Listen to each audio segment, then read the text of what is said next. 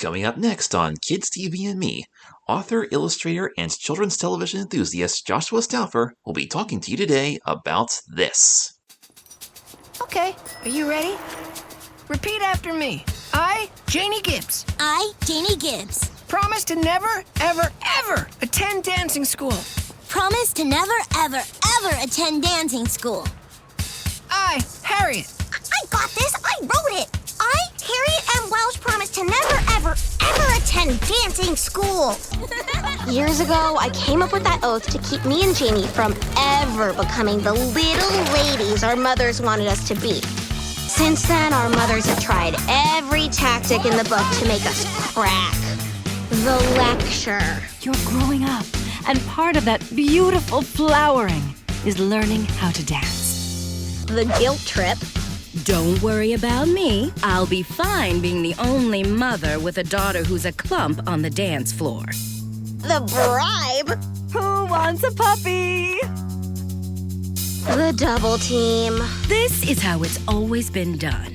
Young ladies go to dancing school. Never!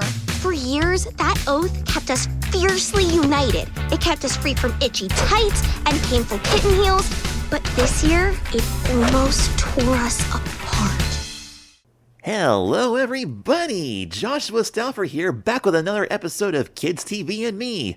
It is episode 13, and this is gonna be a really exciting one.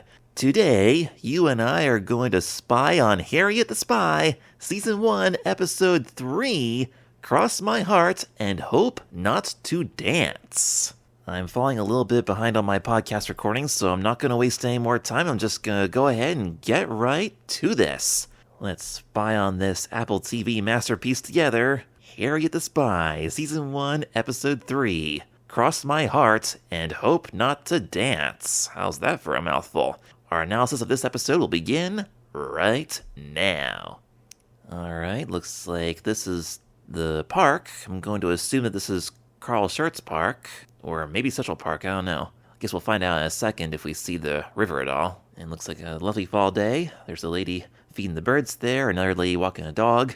Actually, is that Mrs. Plummer there? I'm not sure. That looks like one of her dogs. I wonder if this was before she got all the other dogs. I wonder if that was her first one. Because this is a flashback to when Harriet, Janie, and Sport were younger. Because if you look there on the top of the steps, they look very tiny and cute there. They do have pretty much the same voices, though, just a smidget higher pitched.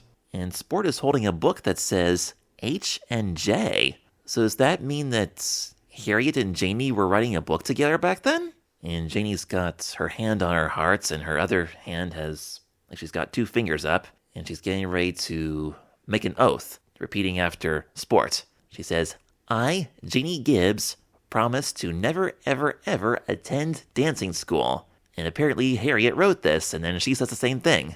And by the way, these three kids have pretty much the same outfits, too.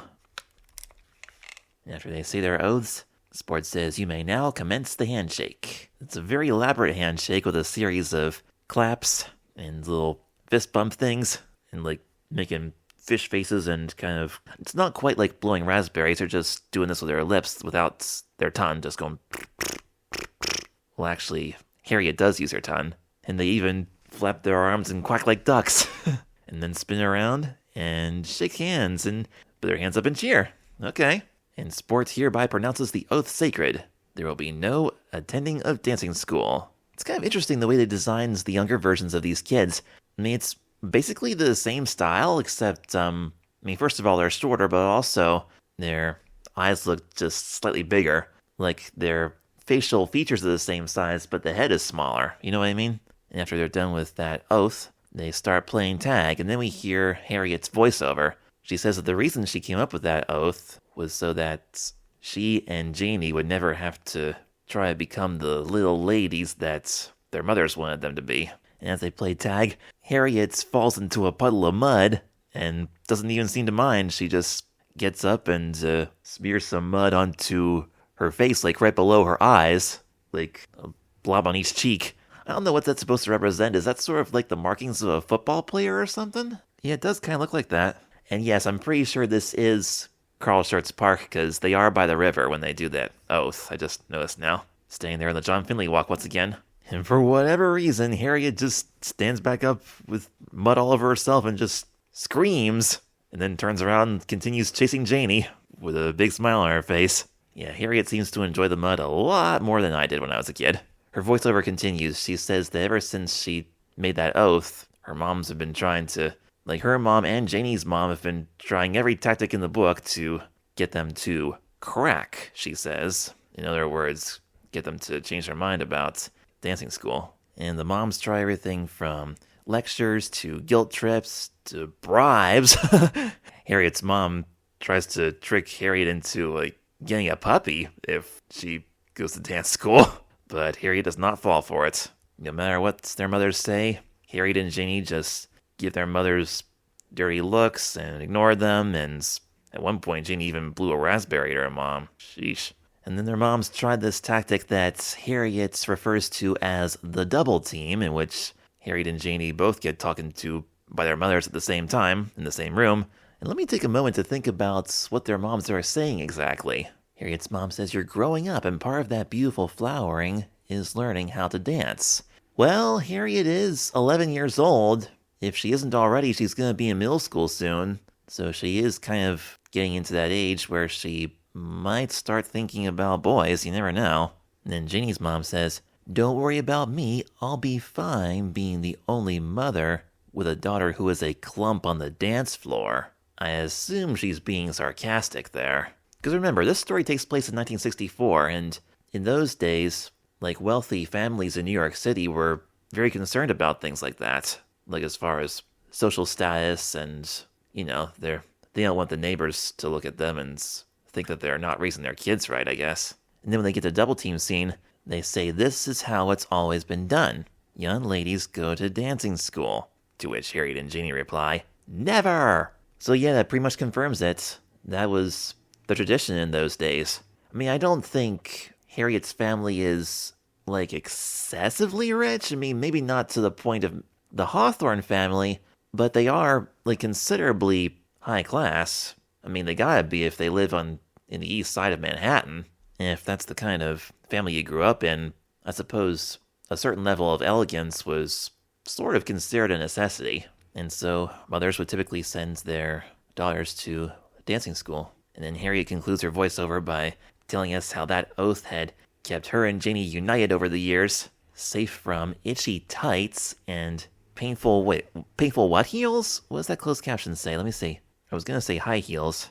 Painful kitten heels. What are kitten heels? Low, slender heels, typically 1.5 inches to 2 inches high. A comfortable, sophisticated alternative to stilettos. And finally, Harriet says, "This year, the oath almost tore us apart." And then we cut to the intro. Now, remember last week how I pointed out a few little details in the intro? How first it says, "I won't cut my hair," and there was some stuff about Harriet not wanting to cut her hair in the first episode. And then episode 2, we had coat votes, and Harriet wants to wear whatever she likes. And now the next part of the song, it says, "I like it when I get to be myself." I wonder if that's what this episode's gonna be about. It seems like it so far, because Harriet doesn't want to go to dancing school. Instead, she just wants to do her own thing and be herself. "So I won't cut my hair. I'll wear whatever I like. I like it when I get to be myself. I don't want to be, you don't want to be. We don't want to be told what to do." But how long will that last, Harriet? How long are you going to be able to get through life without being told what to do?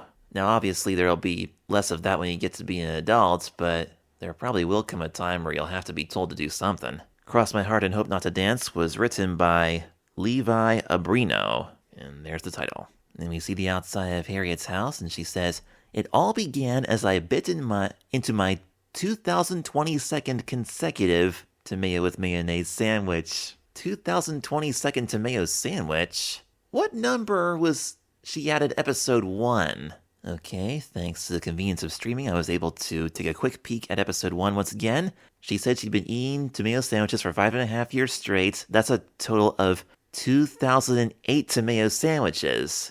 Let's see, 2008, 2018, 19, 20, 21, 22. So this is 14 tomato sandwiches later. Interesting. That means if we were to assume that she ate one tomato sandwich per day, 7 days a week, then wow, this would literally be 2 weeks later. And this is episode 3, 2 episodes after episode 1. Genius. The writing on this show is so good.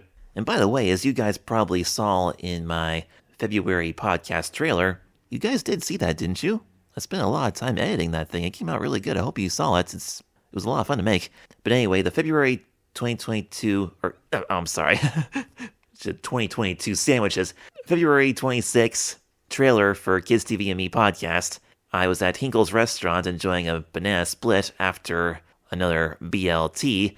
And what I did there was I moved all the lettuce and bacon into half of it, and I moved all the tomatoes into the other half, so I had a BL and a T. It was one big sandwich cut into triangles. And I'll tell you what, that tomato sandwich was pretty good. I mean, I still don't think it's something I want to eat every single day, but as an occasional novelty, it is quite delicious. And as Harriet's about to eat her sandwich, she hears music, and she hears her mother having fun doing something, and her mom's actually making some joyful noises on purpose to try to get Harriet's attention. And yep, Harriet's parents are dancing, ballroom style. Yep, enjoying a little waltz. Wait, what did her mom just say? She says, Harriet, I hope we aren't causing too much of a ruckus. Your father and I are just enjoying a little waltz. And she says, what a gas. What a gas. What the heck does that mean? What a gas. Is that a 60s thing? What a gas expresses amusement or enjoyment about something fun. It's a mid-20th century slangy synonym of delight, meaning something that gives pleasure. As in, the party was a gas. Okay. Wasn't too familiar with that one. Glad I looked that up. I mean, I had a feeling it was something positive, but I just wanted to make sure that she wasn't calling anybody a fart. Because I have a feeling if you watch this with your children, they're probably going to wonder what that means. So now you can tell them. What a gas means, what fun. And so then they ask Harriet if she wants to join them in their little dance in the living room. And her mom says, it's very easy to learn. But nope. Harriet cuts them off and says, nope, I know where this is going. And I've told you for the millionth time, I am not going to dancing school. Her mother says it's not just about dancing, it's also about manners and posture. She's concerned about the way Harriet moves. Harriet says, fast. That's how I move. Fast. And she makes some fast little jerky movements. I mean, she does move pretty fast when she goes on her spying missions, quickly sneaking around to different places to find what she's looking for. Her mom says, look at the way you're dressed. She says, people will think I'm raising a ragamuffin. Mrs. Welsh, if you think what Harriet's wearing is considered a ragamuffin, you do not want to see what some of the customers at Marshall's are wearing nowadays. Fast forward to 2026, and there are a lot more ragamuffins in the world than you might think, and it's not as big of a deal now as it was back then. Because, I mean, look at Harriet. She's wearing her red hoodie, and she's wearing jeans. By today's standards, that's actually very well dressed. And she doesn't even have holes in her jeans. And she doesn't have her belly button hang out or anything like that. So then Harriet's dad tries to say something after Mom nudges him a little bit. It's like, honey, try to help me out here. He says, sweetie, this is really fun. Or at the very least, nothing to make a fuss about. And that's when Harriet's mom says, there's no getting around it this year. So was this the year that they were planning on sending Harriet to dancing school to begin with? Or would she have started younger if she hadn't rebelled? I don't know, she is 11 now. I can't imagine that kids younger than that would be learning ballroom dancing. Oh, and Harriet tries to walk away, but her parents keep dancing around the room, trying to block her path. Harriet says to us, they always thought they were so cute. They kind of are, actually. Not as cute as you, though, Harriet. And finally, she runs right underneath her parents' arms, right in between them, then runs away up the stairs and says, ha! She runs up there, and Ole Golly is stepping out into the hallway, and Harriet very quickly grabs Ole Golly's hand and drags her into her bedroom. And wow, her parents don't even know that she's in her bedroom yet, because apparently they just danced right up the stairs together, still trying to chase Harriet, I guess. So now she's in her bedroom talking to Ole Golly, and Ole Golly says, dancing school, huh? So please remind me once again why that's the end of the world. And Harriet doesn't like the idea of wearing little dresses and tights and shoes. She says they make her feel undignified, Before I continue, let me see if I can get a clear definition of dignity or the lack of it. Undignified. Appearing foolish and unseemly, lacking in dignity. And dignity, from Oxford Languages, says the state or quality of being worthy of honor or respect. I would think that in those days, a young woman who dresses nice and dances beautifully and has good manners would be worthy of honor and respect, but apparently Harriet doesn't see it that way. So Harriet's definition of undignified is kind of the opposite of what society in general used to say back then.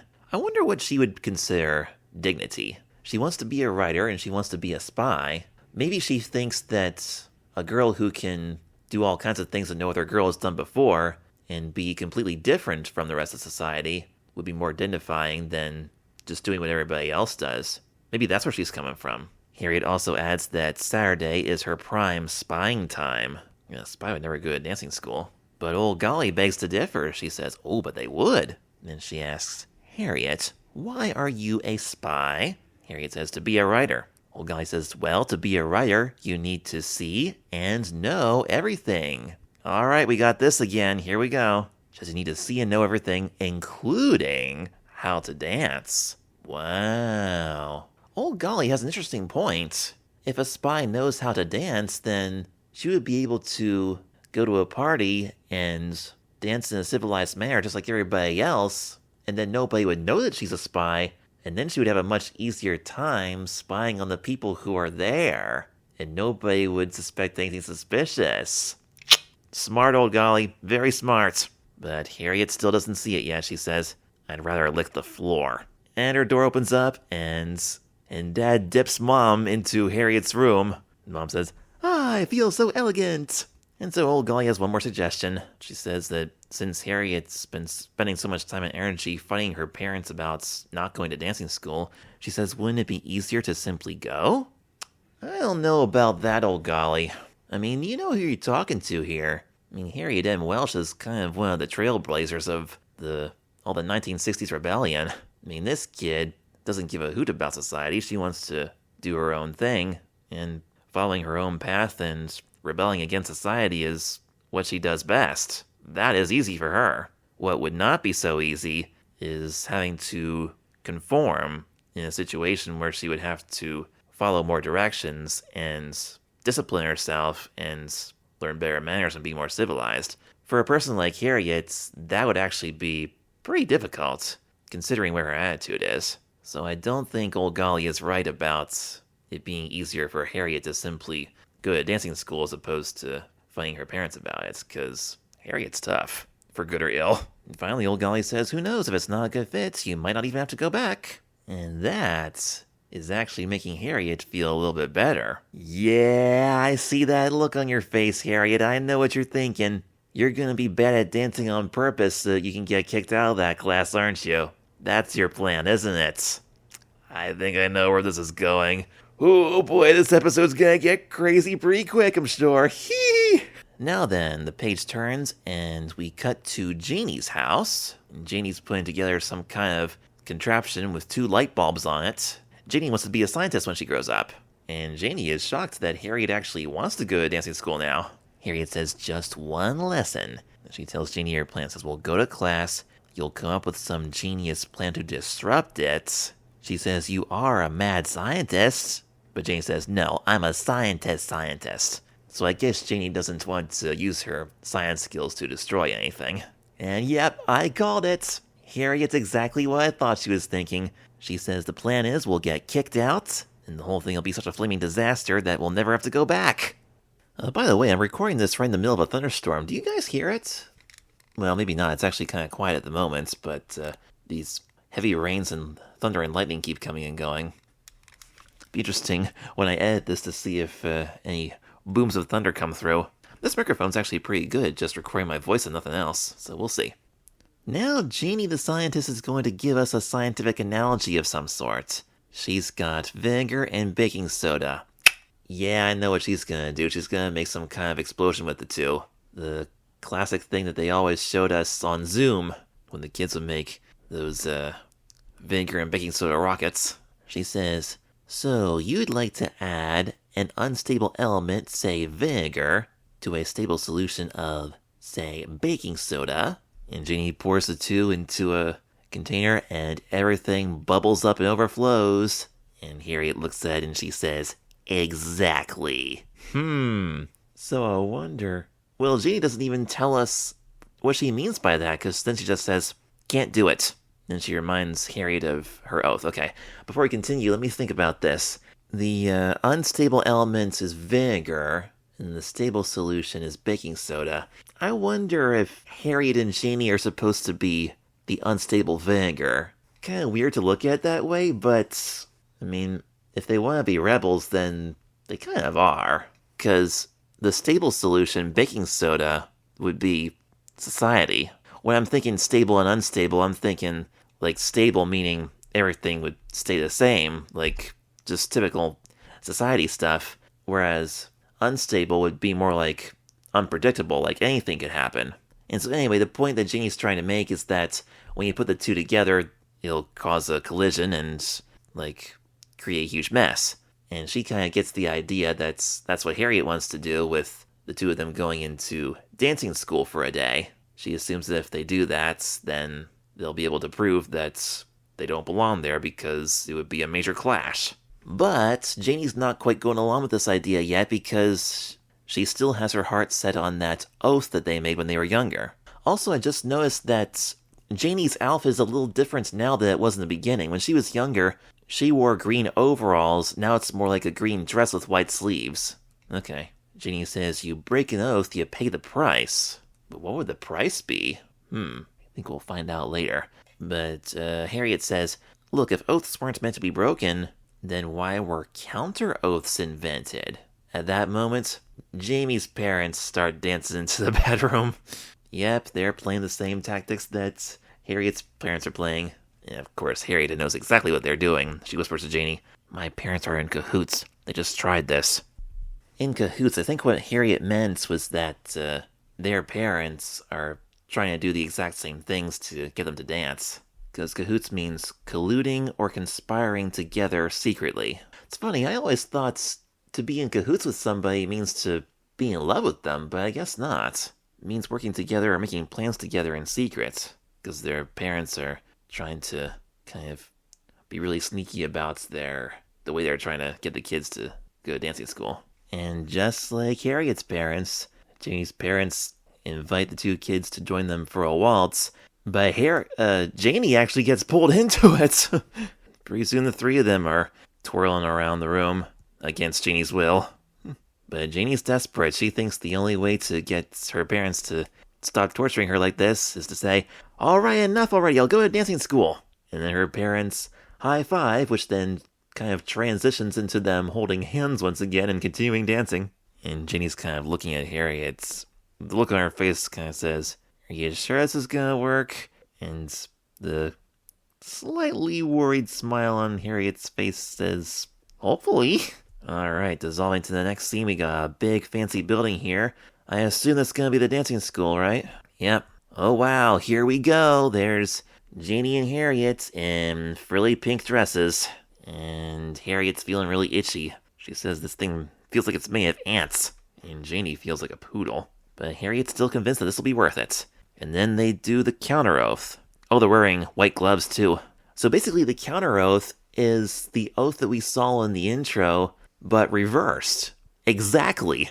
Wait a minute, when they flap their arms, it sound like they go bark bark like chickens instead of quack quack like ducks. Didn't they say quack quack in the beginning? Okay, I think it was chickens. But the way they said bark bark, I thought it was quack quack. But yeah, the way they're doing this now, when they're older, it's definitely chicken sounds. So they do all their handshakes and high fives and claps and twirls and fist bumps and whatever, completely in reverse order. It's amazing how they still remember how they did it originally. And here's where it gets funny. They each say the oath backwards. School dancing attend ever, ever, never to promise Welsh M. Harriet's eye. Let's do that again. School dancing attend ever, ever, never to promise Gibbs Janie eye. Oh, I love it. And so that was their first counter oath, and Janie feels dizzy, not surprisingly. But she's happy and excited now. Well, not excessively excited, but at least she's smiling. Until they open the doors to the dancing school. And inside, who do we have here? Okay, there's Rachel Hennessy, who does not have a lollipop right now. Or, wait, does she? Oh, she does. She does. I'm surprised that's allowed in there. I'll bet the teacher's going to have a fit about that in a minute. So Rachel Hennessy is there along with Beth Ellen Welsh, the girl that Harriet was talking to on the ropes last month. And the kid with the glasses there, is that Bill Kilroy, the editor of the school newspaper? I forget what he looks like. That might be him. And also there's Pinky Whitehead, of course. And the boy with the purple socks. We actually see the purple socks. His pants are a little bit short there. And that other boy who we've never heard his name yet. The big guy with the short buzz cuts blonde hair. The one who said in Coat Vote, I would like to be Marion as well, for whatever reason. So that's who we see there. Let's see, there's 4 boys and 2 girls plus Harriet and Janie. So all these kids are going to be paired up into dancing couples. Who's going to get who? 2 other things I just noticed. When Jamie was younger, she used to have pigtails, and now she just has one curly ponytail. And I'm looking at Harriet's socks now. One sock is lower than the other, but I don't think there's a bandage there. Which leg was bandaged when Harriet had her school uniform on with the socks? I thought it was the other leg. Beth Ellen's kind of giggling when she sees Harriet and Janie walk in. I guess she was surprised to see them. Harriet's having a little trouble with her new shoes. She says it's like having hooves. Who can walk in these things? And, oh wow, there's Marion Hawthorne. She's there too, and she has a kind of a snotty look on her face. Standing perfectly upright, looking perfect. And that's when Harriet says, oh right, meaning she can walk in those things. The so-called hooves that are the fancy dancing shoes. Then as Marion walks by, she says, with a very mean look on her face, who said you can look at me? Yeah, exactly. Harriet and Janie are laughing at that, because, I mean, Marion, if you don't want anybody to look at you, then why are you looking like a show-off walking right in front of the person that you don't want to look at you? Like, that doesn't even make sense! If you don't want anybody to look at you, then just try to blend in and don't be such a show-off. Golly. And then we see this stick tapping on the ground, and 2 little pieces of dirt are kind of shaking when it hits the ground really hard. And I guess that's the dance teacher. He says, silence, children! And he very elegantly jumps off the steps, real fancy, and takes a bow. He says, I am Mr. Dubois, your dance instructor. Dubois, that's spelled D-U-B-O-I-S. Wow, does that mean that town in western Pennsylvania, like the city of D-U-B-O-I-S in Clearfield County, Pennsylvania, I always thought that was pronounced Dubois, because it's capital D, lowercase u, capital B-O-I-S. But maybe it's actually Dubois, Pennsylvania. If any of my listeners live in that area, please tell me how that's pronounced, because I have no idea. Yeah, this is a really good question. This town in Pennsylvania, is it Dubois, Dubois, or Dubois? If any of you guys have any idea, please let me know. But anyway, this guy, the dance instructor, is named Mr. Dubois, the dance instructor. He points his cane to Harriet and says, what's your name? She says, Harriet M. Welsh. And as she says it, she kind of pushes the cane away. She's really annoyed that he would point the cane to her face like that. The instructor takes a good long look at Harriet. He says, I do love a project. Somehow, this guy can already sense that this kid is gonna be trouble. I wonder if it's because most kids wouldn't dare to let themselves even appear to look annoyed in front of a strong, sophisticated man like this.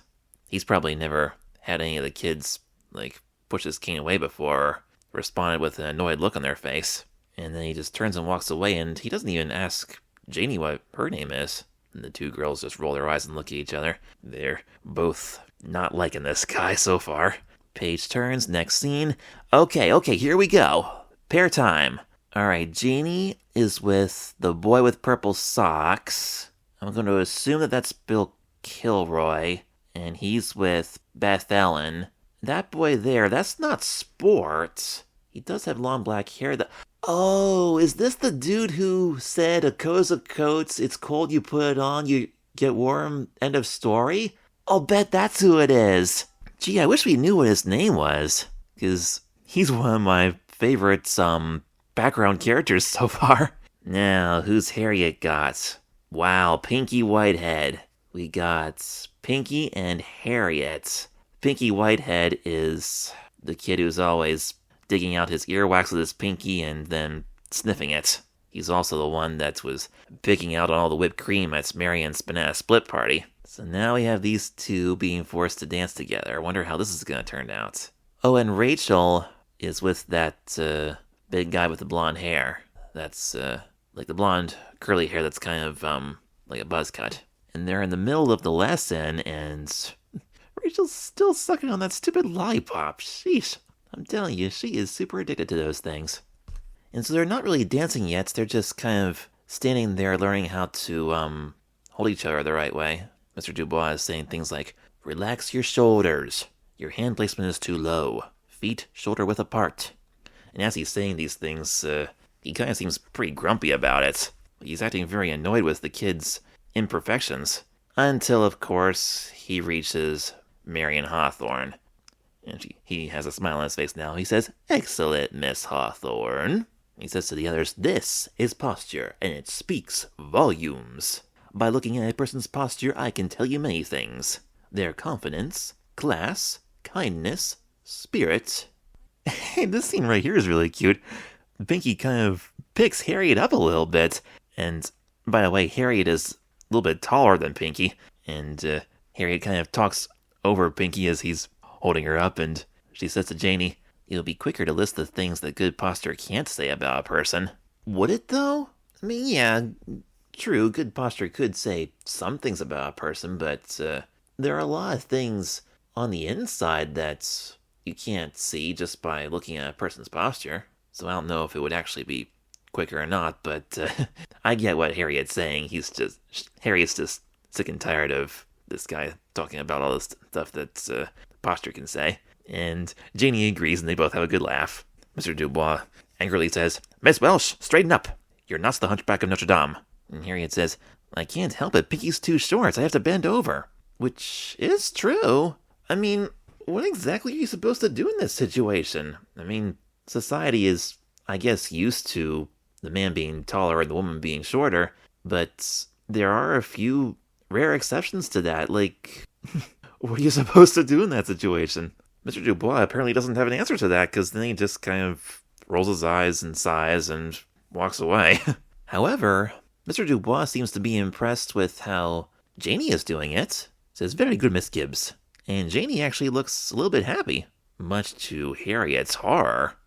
But then Harriet tries to reassure herself that this might be part of Janie's plan to play a trick on everybody so they can get kicked out.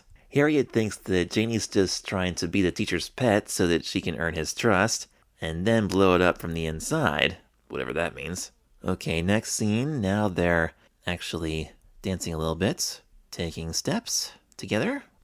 Now Harriet's starting to get a little concerned because Janie's plan, if it actually is a plan, seems to be taking too long. Oof, Harriet steps on Pinky's toes, and when the instructor confronts Harriet again, she tries to straighten her back, but then he complains that Harriet's not following the beat. He says, follow Mr. Whitehead's lead. And then Harriet starts blaming her itchy gloves. She says it's trickling down to her feet. Does that mean that her hands are getting sweaty? Harriet begins pulling off her gloves, and Mr. Dubois says, stop! You must not remove your gloves. Harriet says, but what about the itch? Mr. Dubois says, they are not for your comfort, Miss Welsh. They are to protect you from your partner's grubby, sweaty, germ-infected hands. The first couple times I watched this, I absolutely hated that line. Like, Is this man trying to imply that all boys are disgusting? Like, is that what he's getting at here? Kinda makes me wonder if this poor dude grew up in a household where, he was always, like, criticized for being dirty or imperfect or something, and now that he's grown, he's kind of taking out that frustration on his students by, criticizing them in this mean fashion. But now that I'm watching this again, I wonder if he's referring to Pinky Whitehead specifically, because he is kind of the more gross kid of that gang. And then we see a close-up of Pinky's hands, and they don't look too bad at the moment, but I noticed that on his one hand, on his left hand, his two middle fingers are together. Like the thumb, the pointer finger, and the pinky are kind of on their own, but the other two fingers are together. I wonder if that has something to do with his earwax habits. Like, he always has his hands in a certain position when he does that, and out of habits, those two fingers are just kind of, I don't know, they stay together most of the time. And Pinky's just looking at his hands, and his look at his face just kind of says, What's wrong with my hands? They look okay to me. They seem clean. And once again, Mr. Dubois just kind of sighs and walks away. Then Harriet walks away and then goes over to Janie and kind of breaks her loose from the boy with the purple socks. She shoves the purple socks boy away and she says, I can't take any more of this. What's the plan? Janie says, I don't know how to explain this. Harriet says, then the plan's too complicated. Then Janie admits that she kind of likes dancing now. And Harriet absolutely did not see this coming. She's like, no, you don't. Harriet can't believe that Janie would enjoy dancing because they both always hated it. And Janie's like, well, yeah, but it's because I never tried it. I kind of like it now. Mr. Dubois shouts at Harriet, telling her to return to her partner at once. He angrily points over to Pinky, and Pinky just kind of lifts up his hand and waves kind of cute. Harriet goes back over to Pinky and grabs Pinky by the hand and says, come on, Pinky. Pinky says, but I'm supposed to lead. Harriet says, well then, lead me that way. And they kind of get into position and dance over to Janie. Harriet whispers, Janie, you were right about the oath. Breaking it was... And Pinky kind of dances Harriet away from Janie, not knowing what he's doing. She says, circle back, circle back. Harriet says that maybe the counter oath was a big mistake, and she wants to restore it. Maybe we can invent a counter oath. Then Harriet crashes into Marion. Marion says, watch where you are going. And then Harriet gives her the ultimate comeback. She says, but you told me not to look at you.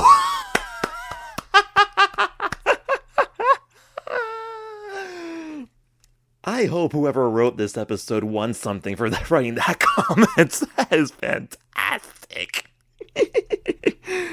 Because Harriet is absolutely right. Marion told her not to look at her. And so Marion got what she wanted and paid the price for it. She got bumped into. Oh, that was great. But anyway, Janie does not want to do a counter oath. She's happy that they broke the oath. Harriet's just about to get into an argument with Janie when she and Pinky kind of get twisted up, and they both crash to the ground. Mr. Dubois says, Miss Welsh, you are leading, not following like young ladies are supposed to. Oh no. Now Harriet is getting infuriated big time. Says, what? Only boys can lead? Why? The teacher says, this is how it is always done because boys are bigger and stronger. And then Pinky says, but she's like twice as big as me. A valid point, Pinky. Mr. Dubois says, you'll get bigger. Yeah, but how much bigger? And Pinky says, you haven't met my dad. Wow! So apparently Pinky's dad is short. Makes me wonder how tall his mom is. Maybe we'll find out in season 2 because there will be an episode where Harriet has to spend the evening at Pinky's house. I think that's Pinky's house. Yeah, I'm pretty sure it was. We'll have to see what his parents look like then. So this dance teacher doesn't have any concept of men being short. So, I don't know, maybe Pinky's dad found a shorter wife and they're both short and therefore Pinky's short? I don't know. But Mr. Dubois thinks the notion of a tall girl and a short boy dancing together is pretty much unheard of. And this brings us to one of the most iconic lines of the entire series. Harriet says, "It's not fair. Girls can lead too." And she's hoping that Janie will agree, but Janie doesn't really say anything. She kind of regrets agreeing to Harriet's idea, but she's also glad that she's in this dancing school now. So Janie's not on Harriet's side, and Harriet is thinking, but when she saw what I was about to do, well, she'd have my back. Oh no, what is she gonna do?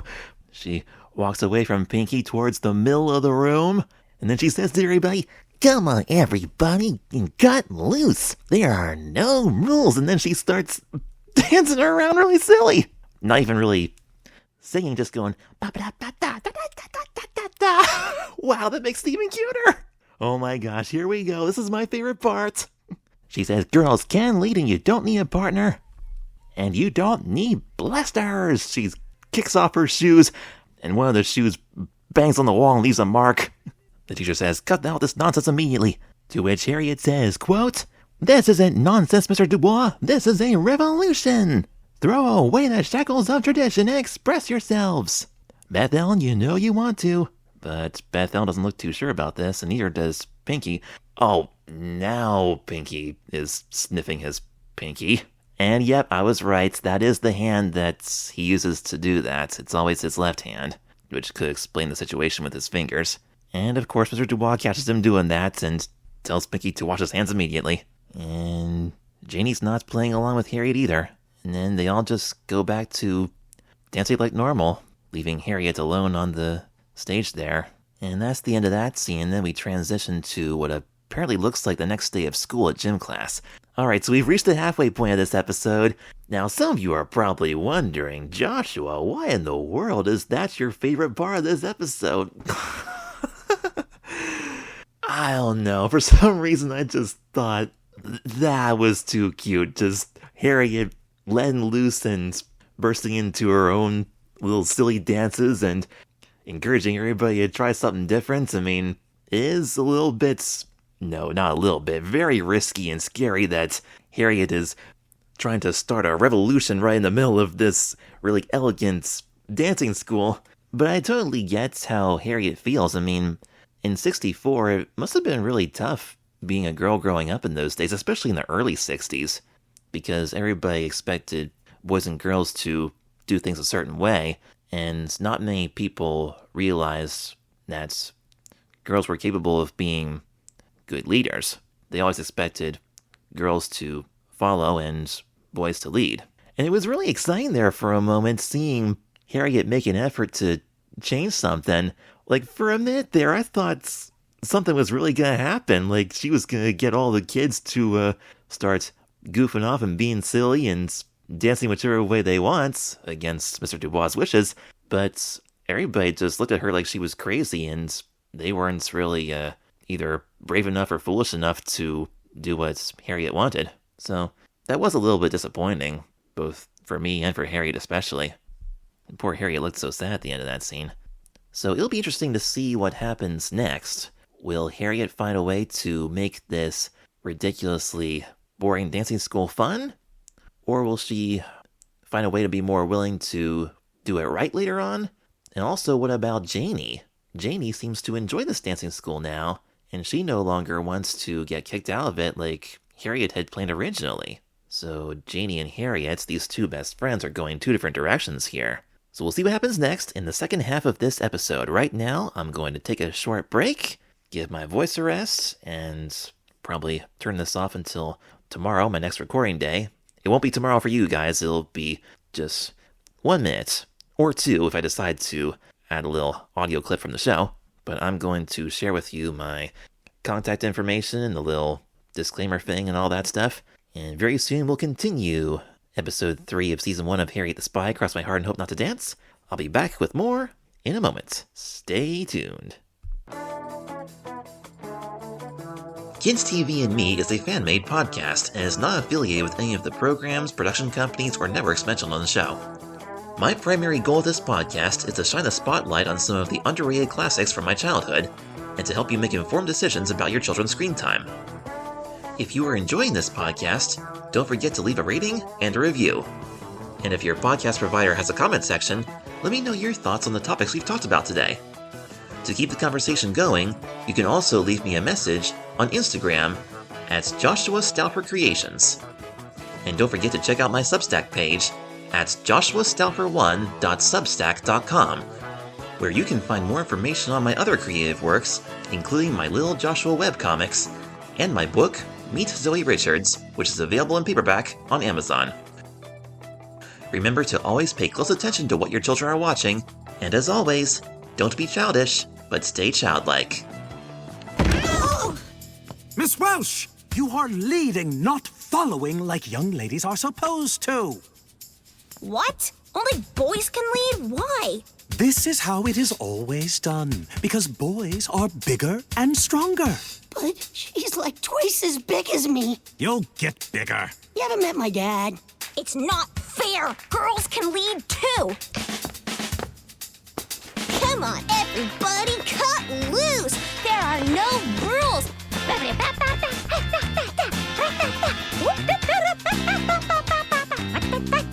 Girls can lead, and you don't need a partner, and you don't need blisters! Cut this nonsense immediately! This isn't nonsense, Mr. Dubois! This is a revolution! Throw away the shackles of tradition! Express yourselves! Beth Ellen, you know you want to! And we're back! Man, all through that break, I could not stop thinking about... Can we talk a little bit more about that scene, please? Thank you. So before the break, Harriet was at dancing school, trying to get herself and Janie kicked out of it, and she had just been confronted with the harsh reality that in ordinary ballroom dancing, usually the boys lead and girls follow, because more often than not, boys are bigger and stronger. And this does not sit well with Harriet at all, because she believes that girls can lead too. And then in kind of like an effort to rebel against the system and start a revolution against the norms of dancing school, Harriet started moving and grooving to her own little silly dance moves. And the way she was talking to the other kids about, like the way she was encouraging them to try to do their own thing and saying that girls can lead and you don't need a partner and you don't need blisters. This is a revolution, throw down the shackles of tradition, and express yourself. That whole thing almost sounded like a song. I mean, it didn't really have much of a tune to it, but she almost kind of talks to the beat of the music. Almost sounded like she was like a fitness instructor or something. You know what that reminded me of? It reminded me very much of Peppermint Patty, my favorite character from Peanuts. Now, if Peppermint Patty and Harriet the Spy lived in the same universe, I'll bet the two of them would get along famously, because they both feel very much the same way about wanting to be leaders and strong, independent women. Peppermint Patty is a major athlete in the Peanuts universe. She's the captain of her baseball team. She's a great figure skater. She plays a bunch of other sports as well. And in one Peanuts special, it's Flash Beagle Charlie Brown, Peppermint Patty played the role of, like, a 1980s style fitness instructor, you know, kind of like Jane Fonda. And she and the other kids were all dressed up in these exercise outfits. She had a leotard and leg warmers and the headband and all the fancy stuff like that. And she sang this song called I'm in Shape as she leaded everybody in this fitness routine. And for whatever reason, when I was 10 years old, I absolutely loved that. I borrowed that video from the library every chance I got, and I would dance along with Peppermint Patty and Snoopy and all the other kids, because there were a lot of other fun songs and dances in that special as well. But the part with Peppermint Patty in gym class was my favorite. Yeah, I guess you could say that when I was a kid, Peppermint Patty was my first crush. She was the first character I ever had romantic fantasies about. And now, seeing this episode of Harriet the Spy, I can't help but think... I'm not gonna lie, if I had seen this when I was like 10 or 11 years old, I would have fallen in love with Harriet instantly. Because, I mean, think about it, if I was stuck in that dancing school, and Harriet was there to try and make things a lot more fun, I would have looked at her and thought, yay, my hero! I mean, who wouldn't? Most kids at that age don't like rules either. And just seeing Harriet's let loose, and she was like, forget all the rules, let's party! I mean, if this show had been around when I was a kid, and if I had seen that, I would have thought that Harriet looked like so much fun. Remember when we talked about episode 1, I said that Harriet is so stinking cute on this show? Well, this scene right here, her cuteness just amplified big time.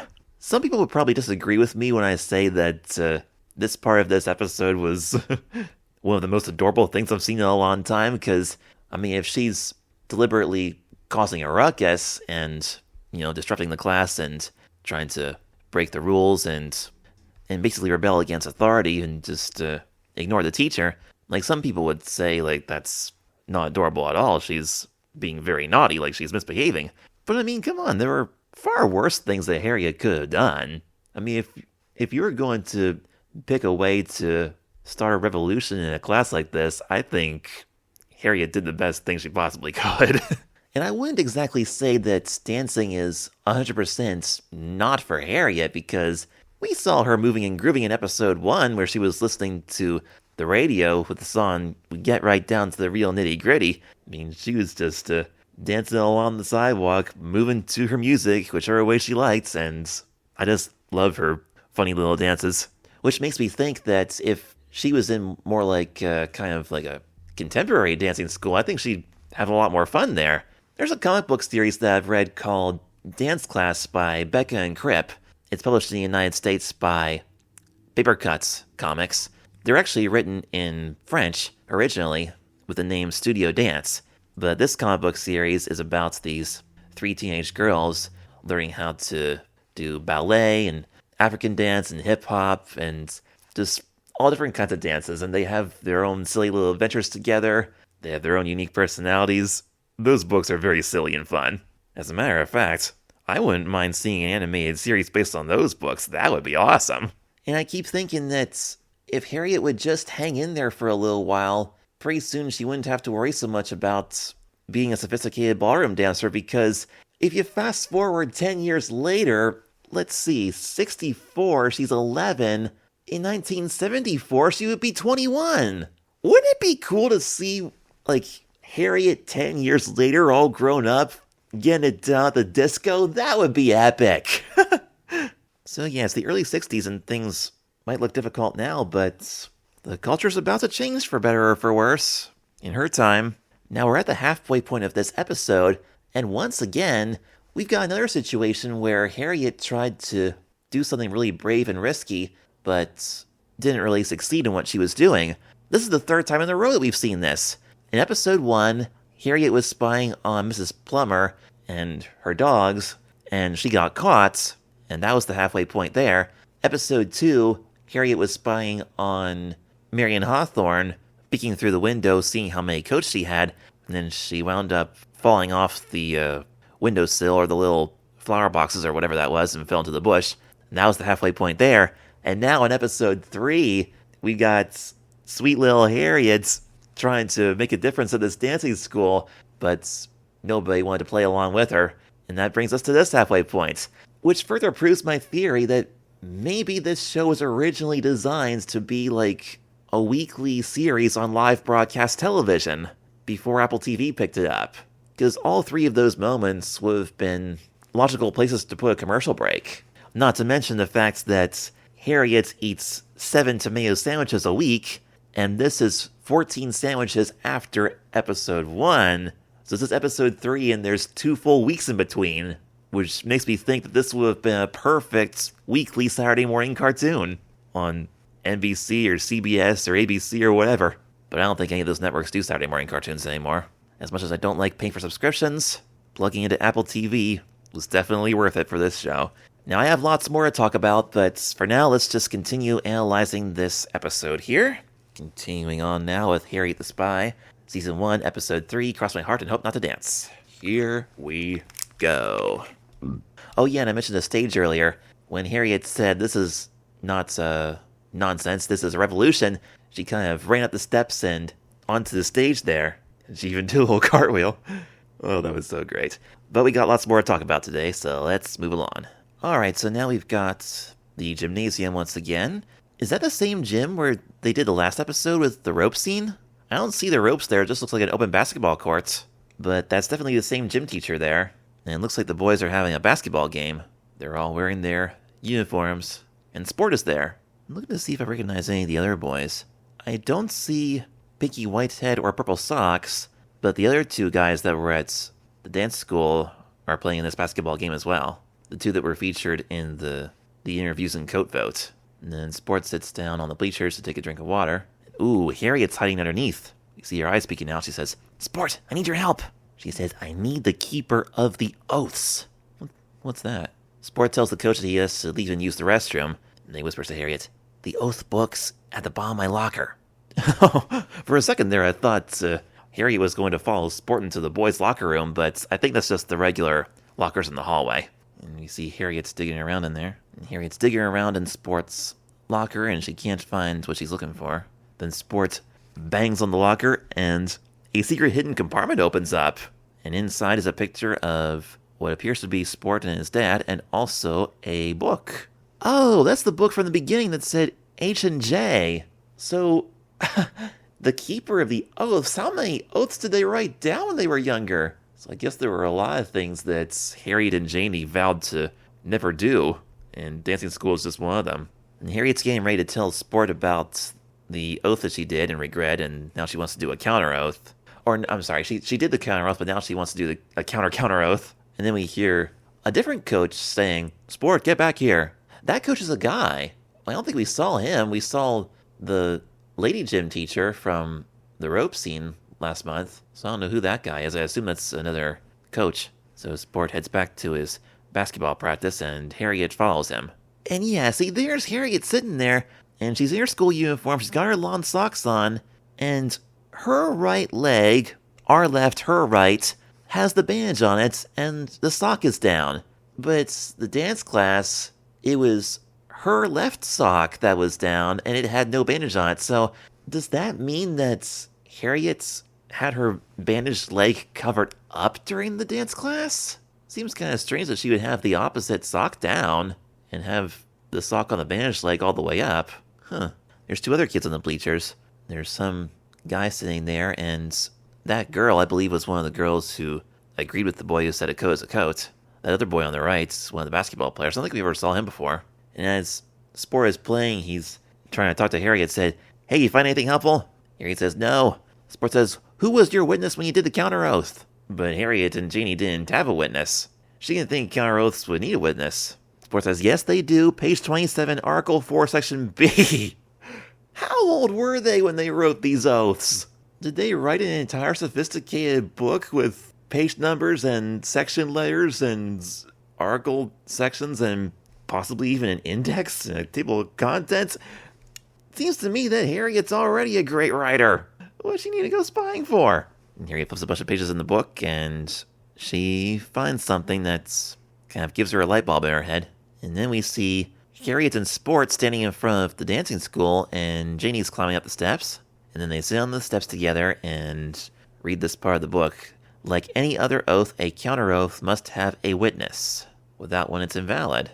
And apparently, therefore, the counter oath that they just did was invalid. So it seems like they went into that dancing school against the vow, because the counter oath supposedly didn't work. But they already started the dancing school, so how are they going to get out now?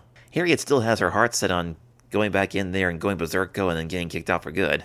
But Janie wants to redo the counter oath with Sport as the witness.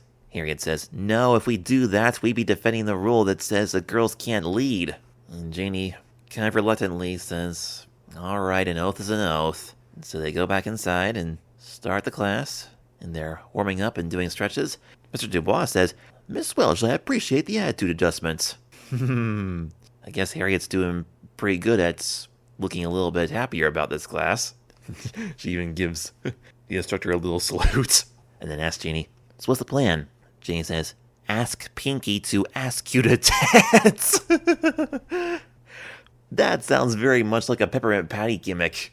Or maybe even a Sally gimmick. Because they both wanted to ask their crushes to ask them to go to parties and to the movies and stuff. Sally kept asking Linus to ask her, and Peppermint Patty kept asking Charlie Brown to ask her. Sort of. In kind of a weird, twisted, psychological way. Then Harry goes up to Pinky and says, Pinky, ask me to dance. Pinky says, okay, wait, is this a trap? Pinky! And we see Pinky's face all close up with sweat going down his forehead and says, may I have this dance? Harry says, my pleasure. And then off they go. Mr. Dubois happily says, she surrendered to the joys of dance. They always do. Until very soon, sir. Miss Welsh is playing you like a cheap cello. When Harriet gets over to Janie, she says, what now? Then Janie backs away from Purple Socks and then proceeds to take off her gloves and tosses them away. And then Harriet does the same, much to Mr. Dubois' horror. Then they hold out their naked hands, and Pinky and Purple Socks both look at the girls and they're like, what? Do they really want us to touch their hands like that? And Pinky looks very nervous about this. Then we see Harriet and Pinky in slow motion. Their hands are getting closer and closer together as Mr. Dubois says, the germs, the coarseness, the horror. And he passes out. He doesn't stay passed out for long, though. He eventually looks up and says, you two, go. And that's it. They get kicked out. Harriet runs out of there laughing. And Harriet invites Janie to join her for egg creams to celebrate. She says it doesn't have to start her spy route until 4. And we don't notice it until now, but it turns out that Janie is very unhappy about this. She says, is dance really that terrible? Or is it only terrible because you're bad at it and I'm good? Whoa. Harriet says it's terrible for a million reasons, but mostly because girls have to follow boys. She says, how can you accept that? And Janie says, because I'm used to it. You always lead and I always follow, and I'm sick of it. Wow, this just got real. Then Janie walks away angrily, stormed off and left her best friend behind. Wow, this is a really interesting development. I mean, this has been kind of building up over the course of the episode, but we're really seeing now that Janie isn't quite as unhappy about the whole traditional dance class system as Harriet is. And despite the fact that Janie was willing to help Harriet get kicked out of the class, she immediately regretted afterwards as soon as they got outside. Janie says that she's used to following because Harriet leads all the time, and Janie always follows. Huh. So later on, Harriet's going to try get her mind off her troubles by spying on Mr. Withers and his 26 cats. This is in fact in the book. As a matter of fact, there is something about dancing school in the book as well. I'm going to take a look at the book and try to compare it when we're finished. I'll do that towards the end. And as Harriet's watching Mr. Withers and the cats, her imagination kind of gets the better of her. She daydreams about Mr. Withers and the cats talking to each other. Mr. Withers says, do you know why you're all my best friends? Because you always listen to me. You're always loyal. And never in a million years go to dance class. I get Harriet's wishing that she could be friends with those cats instead of Janie, because Janie had let her down. And then one of the cats says, I don't want to be loyal. You always lead. I want to dance. Is that Janie's voice playing that cat? It might be, but that voice actually really suits that cat. It's kind of cute. Now the cat's standing up on her hind legs, says, why do we always have to do things your way? And then all the cats say, yeah, and they start joining in. One of them even starts the phonograph and play music. Oh my goodness, that is hilarious. All the cats are teamed up in couples and they're dancing like the apartments of ballroom. Wow. And back in reality, Harriet's thinking, I don't always lead. Do I? She said, I'd happily follow Janie. I'd follow her anywhere. Well, not off a cliff. She says, dance is like a cliff I won't follow Janie off of. Then she corrects herself and says, dance is like a cliff off of which I won't follow Janie. She does go to kind of a fancy private school, so I guess they're a little bit more particular about grammar there. Because the way she said it the first time, I don't think schools would have a problem with that. Of course, I haven't been to school in 16 years, so I don't know how it is by now. Dance is like a cliff off of which I won't follow Janie. I mean, that's some very fancy wording there, but it doesn't sound like the way people normally talk, at least not these days. Maybe it was different back then, I don't know. And Harriet admits, that's better English, but it sounds weird. I wonder if... Yeah, Harriet's writing all this in her journal, I wonder if she did that on purpose. I wonder if she tried to make it sound a little bit more fancy so that she could be a great writer. That could very well be what's happening there. Okay. Next, Harriet goes over to Janie's apartment, or house. Harriet knocks and Mrs. Gibbs answers. Harriet asks if she could speak to Janie, and Janie's mom says, I don't think she wants to speak to you, and after what you did in dancing class, I don't blame her. And then she closes the door on her. Harriet goes down the steps back onto the street, and she sits down by the street lamp, puts on her glasses, and tries to come up with a plan to restore their friendship. She climbs up onto the trash can, and then looks into the window. It's probably just a townhouse. I don't think it's an apartment, because Janie's right there on the first floor. Huh. So I guess Janie's bedroom is on the first floor? Maybe it's a first floor apartment. Who knows? And there's Janie in her dance outfit dancing around the bedroom. Your bedroom's surrounded by all this science stuff. As Harriet watches Janie dance, she says, wow, she's really good and happy in a way I've never seen her before. And Janie doesn't see Harriet. I guess Harriet's being a really good spy today. She doesn't get caught. And she sits down the trash can and thinks, hey, she's still got her butterfly yo-yo from episode 1. That purple one with the yellow butterfly. She says to us, I knew what I had to do, and I didn't like it one bit. So she's gonna do something that she considers difficult. Wonder what that's gonna be. Something that's probably the opposite of rebellion, I assume. Alright, we're back at the dancing school, and Harriet shoves the doors open. They open with a bang, and she's wearing her regular spy clothes. She's not dressed up. And before Mr. Dubois can finish reminding Harriet that he told her to never come back, Harriet explains that the whole thing was her idea. Janie didn't want to sabotage the class. She made her do it. Mr. Dubois looks at Harriet's outfit and says, what on earth are you wearing? Oh yeah, because he's never seen her wearing her spy clothes before. When they first met, she was in her dress. Harriet begs Mr. Dubois to let Janie join the class again, to readmit her, but he says no. Harriet says, I'll do anything, which she very soon regrets, and says to us, if you ever want to make a deal, never agree to the word anything. And it looks like she's in the closet or basement of the dance school, and she's ironing those fabric gloves, wearing an apron over top of her hoodie. Turns out she's not very good at that either, because Mr. Dubois looks at the glove and goes, it's wrinkled, start over, and then tosses the glove back into Harriet's face. Poor girl. And she says the good news is the next day Mr. Dubois let Janie back into the class. And we see Harriet still wearing the apron, and she's holding a dish with the clean gloves on, and she's using tongs to hand them to the kids as if they're food or something. And then she sees Janie, and they just say, hey. Harriet says, so, it's pretty good how I got Mr. Dubois to let you back in, huh? Not quite the right thing to say, Harriet. Try again. She says, what I meant to say was about earlier. I'm sorry. Yeah, that's how you do it, Harriet. Gotta apologize to your friend. That's what friends do. Before Janie can reply, Marion Hawthorne's standing right behind them. She says, can we cut the chit-chat? My hands are getting a little germy over here. Germy from what, Marion? You're not even touching anything. Like, are you afraid the air's getting you dirty?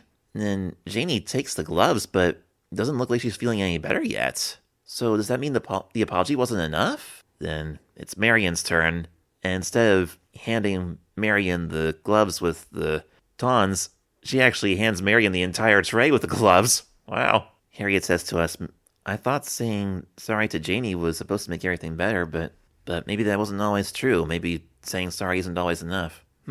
So what will resolve this, I wonder? I know it will be, but I forget how. Okay, so now we have a little flash forward to, I guess, is this supposed to be like a few weeks later? Because now it's the dance recital, and Harriet's sitting in the audience with all the other moms and dads. And quoting Mr. Dubois, she says, she surrendered to the joy of watching Janie dance. Aw, poor Pinky. He's just out there dancing by himself, like pretending to be partners with somebody invisible. And Harriet's sitting there with her mom, and her mom's really sad that Harriet wasn't out there dancing. And Harriet's not enjoying this very much, but there is one silver lining. She says the only good thing about it is that Marion was not the best. Janie was. Yeah. Harriet's very happy to see that Marion, for once, is not the best at something, because ordinarily, Marion wins all the trophies for stuff. Remember how she won the spelling bee with the word onomatopoeia? We saw those trophies in her room, too. But it looks like Janie's gonna win if there's some kind of competition. It's probably not a competition, it's just a recital. And as Janie dances, she looks over towards Harriet, and then she stops dancing, she smiles and walks over to her, holds out her hand and says, "Miss Welsh, may I have this dance?" Yep, there it is. There's some forgiveness. Looks like she wants to be friends and have fun now. And of course, their moms are shocked by this. Harriet says, "Well, I'm no good at dancing." And Jane says, "Just follow my lead for once." Harriet says, "It would be my pleasure." And so, now we've got a really fun, groovy song playing. This song is a cover version of a song by the Contours called "Can You Do It?" The song originally came out in '64, the same year that Harriet the Spy was published. Perfecto. And this new version was made by Sleater Kinney, and it has female singers. I guess they wanted to do it that way because this is a story mainly focused on Harriet and Janie, and it has kind of like that girl power theme, you know? So they want to do like sort of a girl version of that classic 60s song. That makes sense. It's a really fun one, too. If copyright allows, I'll play it for you when we're finished. And so Harriet takes Janie's gloved hand, and then they run out to the middle of the dance floor, and then they start dancing together, like hand in hand, arm in arm. And of course, Mr. Dubois is horrified by this. He shouts, "Mrs. Welsh, Miss Gibbs," hoping that their mothers will stop them. But their moms are enjoying it, and Ole Golly is there too. She just laughs and says, "Well, at least they're dancing." Their mom says, "Yeah, that's true." And Harriet is still not very good at the whole dancing thing. She steps on Janie's toes occasionally, but despite that, they're smiling and laughing and having a good time now. And that's when Janie decides that she wants to make another oath, and Harriet guesses to not make any more oaths. He says, "You read my mind." And there's Beth Ellen. She was a little surprised at first to see Harriet and Janie dancing together, but then Beth Ellen smiles and then she lets loose from Bill Kilroy, and then she starts moving and grooving solo, like freestyle. And then she kicks off her shoes just like Harriet did. Wow, that's amazing! Usually Beth Ellen is the shy one, but I guess she was inspired to just let loose and have fun just like Harriet did before. And since Harriet and Janie are dancing together, Pinky and Purple Socks are now alone, and then Pinky shrugs, and then those two boys start dancing together. Okay, that's kind of weird, but sure, why not? I mean, after all, they are the class clowns. It's just two boys being silly. I mean, stereotypically, it's not quite that unusual to see two little girls dancing together, but two boys, that's, kind of funny, but I'm sure it's just, little innocent humor there. And even Mr. Dubois gives up. He's like, "Ugh, never mind. Just go ahead and dance. Just don't take off your gloves." As if that's the only thing he cares about. And the grown-ups in the audience seem to be enjoying this as well. Harriet's mom and dad, and Ole Golly. And there's Marion Hawthorne just leaning against the wall. I guess that other guy that she was dancing with, Mr. A Coat with a Coat's a Coat, must be dancing freestyle now too. Makes you wonder what Rachel Hennessy and that other boy are up to. If they're still trying to dance the normal way, or if they're doing freestyle as well. And oh my gosh, I love Harriet's closing dialogue in this episode. She says, "Ole Golly was right. You have to know everything if you're going to be a writer. And even though I never really learned how to dance, I learned something better. That a best friend has to know when to lead and when to follow." Woo! Oh my goodness gracious, that was an awesome show! Again! Oh my goodness gracious, Apple TV has just been hitting it out of the ballpark lately. I mean, this month, the Reading Rainbow and Kipper that we did were just kind of so, okay, whatever. But last week on Frog and Toad, we had that spring story with a new and improved ending, and now we have this. This is amazing! But first of all, let me take a quick look at the credits here. Who did the voice for Mr. Dubois? Phil Lamar. What did he do? Okay, Phil Lamar is in fact the voice of Mr. Dubois, and he also played Samurai Jack. He played Jon Stewart's Green Lantern and Virgil Hawkins' Static in the DC animated universe. In shows like Static Shock, Justice League, and Justice League Unlimited. He played Hermes Conrad in Futurama, Balby Stroganovsky in Jimmy Neutron, Carver in The Weekenders, Ollie Williams in Judge Dignified Q Blackman in Family Guy, and Wilt in Foster's Home for Imaginary Friends. And this Can You Do It song actually continues the whole way through the credits, so you don't hear the usual, "I just want to be, you just want to be, we just want to be" thing like we hear in the intro and the credits of the first two episodes. Once in a while we get a special song for the credit roll, and this is one of them. The first of many, actually. And that, ladies and gentlemen, boys and girls, was Harriet the Spy, Season 1, Episode 3, cross my heart, and hope not to dance. That episode was freaking-credible. Oh my goodness gracious, I enjoyed that so much. We're gonna be here a while because I have so much to talk about. Oh, but first, before I forget, let's take a look at the book. Reading Rainbows next week, in case you were wondering. Yeah, let's compare this episode to the book. There's definitely something in here about dancing school, and see if I can find what that was. Okay, in the original Harriet the Spy book, chapter 4, there's a scene where Harriet visits Janie, and Harriet says, "What's the matter?" Harriet whispered. They were standing in the little foyer off the living room. "They're after me," whispered Janie, still smiling wildly. "Who?" "The Rat Pack." This was what Janie called her mother, her father, her brother, and her grandmother who lived with them. Fortunately, she didn't call them that in the show. "Why?" "My mother says I'm going to blow us all up, and I have to go to dancing school. Come past here, then they won't see us." Janie was hissing through her outrageous smile as she led them up the back steps to what she called her lab, but which was really her room. And then it goes on to talk about Janie wanting to be a scientist, and she does all these experiments in her room and stuff. The way the book describes it, it says the lab itself was very complex and frightened Harriet whenever she looked at it, although she never would have admitted this to Janie. It consisted of rows and rows of shelves filled with bottles, all filled with suspicious fluids, and looking as though you would turn into Mr. Hyde if you drank them. Only Janie understood anything whatever about them, and she wouldn't explain, but instead called everyone a cretin who asked her. The maids wouldn't go near Janie's room, so years ago she had to learn to clean it herself. And then Janie's afraid that her folks might make her get rid of all her science stuff, and says that if that happens, then Janie would run away. And then Harriet asks later on, "What is this about dancing school?" And Janie says, "Just wait, buddy. They're going to get you too. I heard my mother talking to your mother. Whoever heard of Pasteur going to dancing school? Or Madame Curie? Or Einstein?" Janie spit out the names. Harriet couldn't think of any spies who went to dancing school either. This was a bad development. "Whether they know it or not, I'm not going," Harriet said firmly. "They will never get me," Janie said very loudly. Then in a different tone, "Hey, Harriet, I've got to finish this experiment." Then after Harriet writes a few things in her notebook, Janie screws up one of her mixtures. She was trying to put some chemicals together to make something, but it didn't turn out right. Janie says, "Oh boy, that is maddening." "What happened?" Harriet looked up. "I goofed," Janie said. "If I had done it right, I would have made a terrific noise." "What would your mother have done?" "That's who the noise was for, silly. If they think I'll set foot in a dancing school, they're off their rockers." "Well, why don't you blow up the dancing school?" Harriet asked sensibly. "Oh, they just find another place to have it," says Janie. "I know this kind of thing. Once they get this kind of thing in their heads, forget it. The only way out is to absolutely refuse. My mother hates to spend money, that's one thing, so if she can make a joke out of my not wanting to, then I'm in the clear because then she can save the money." Harriet knew what she meant. Mrs. Gibbs tried to make a bad joke out of everything.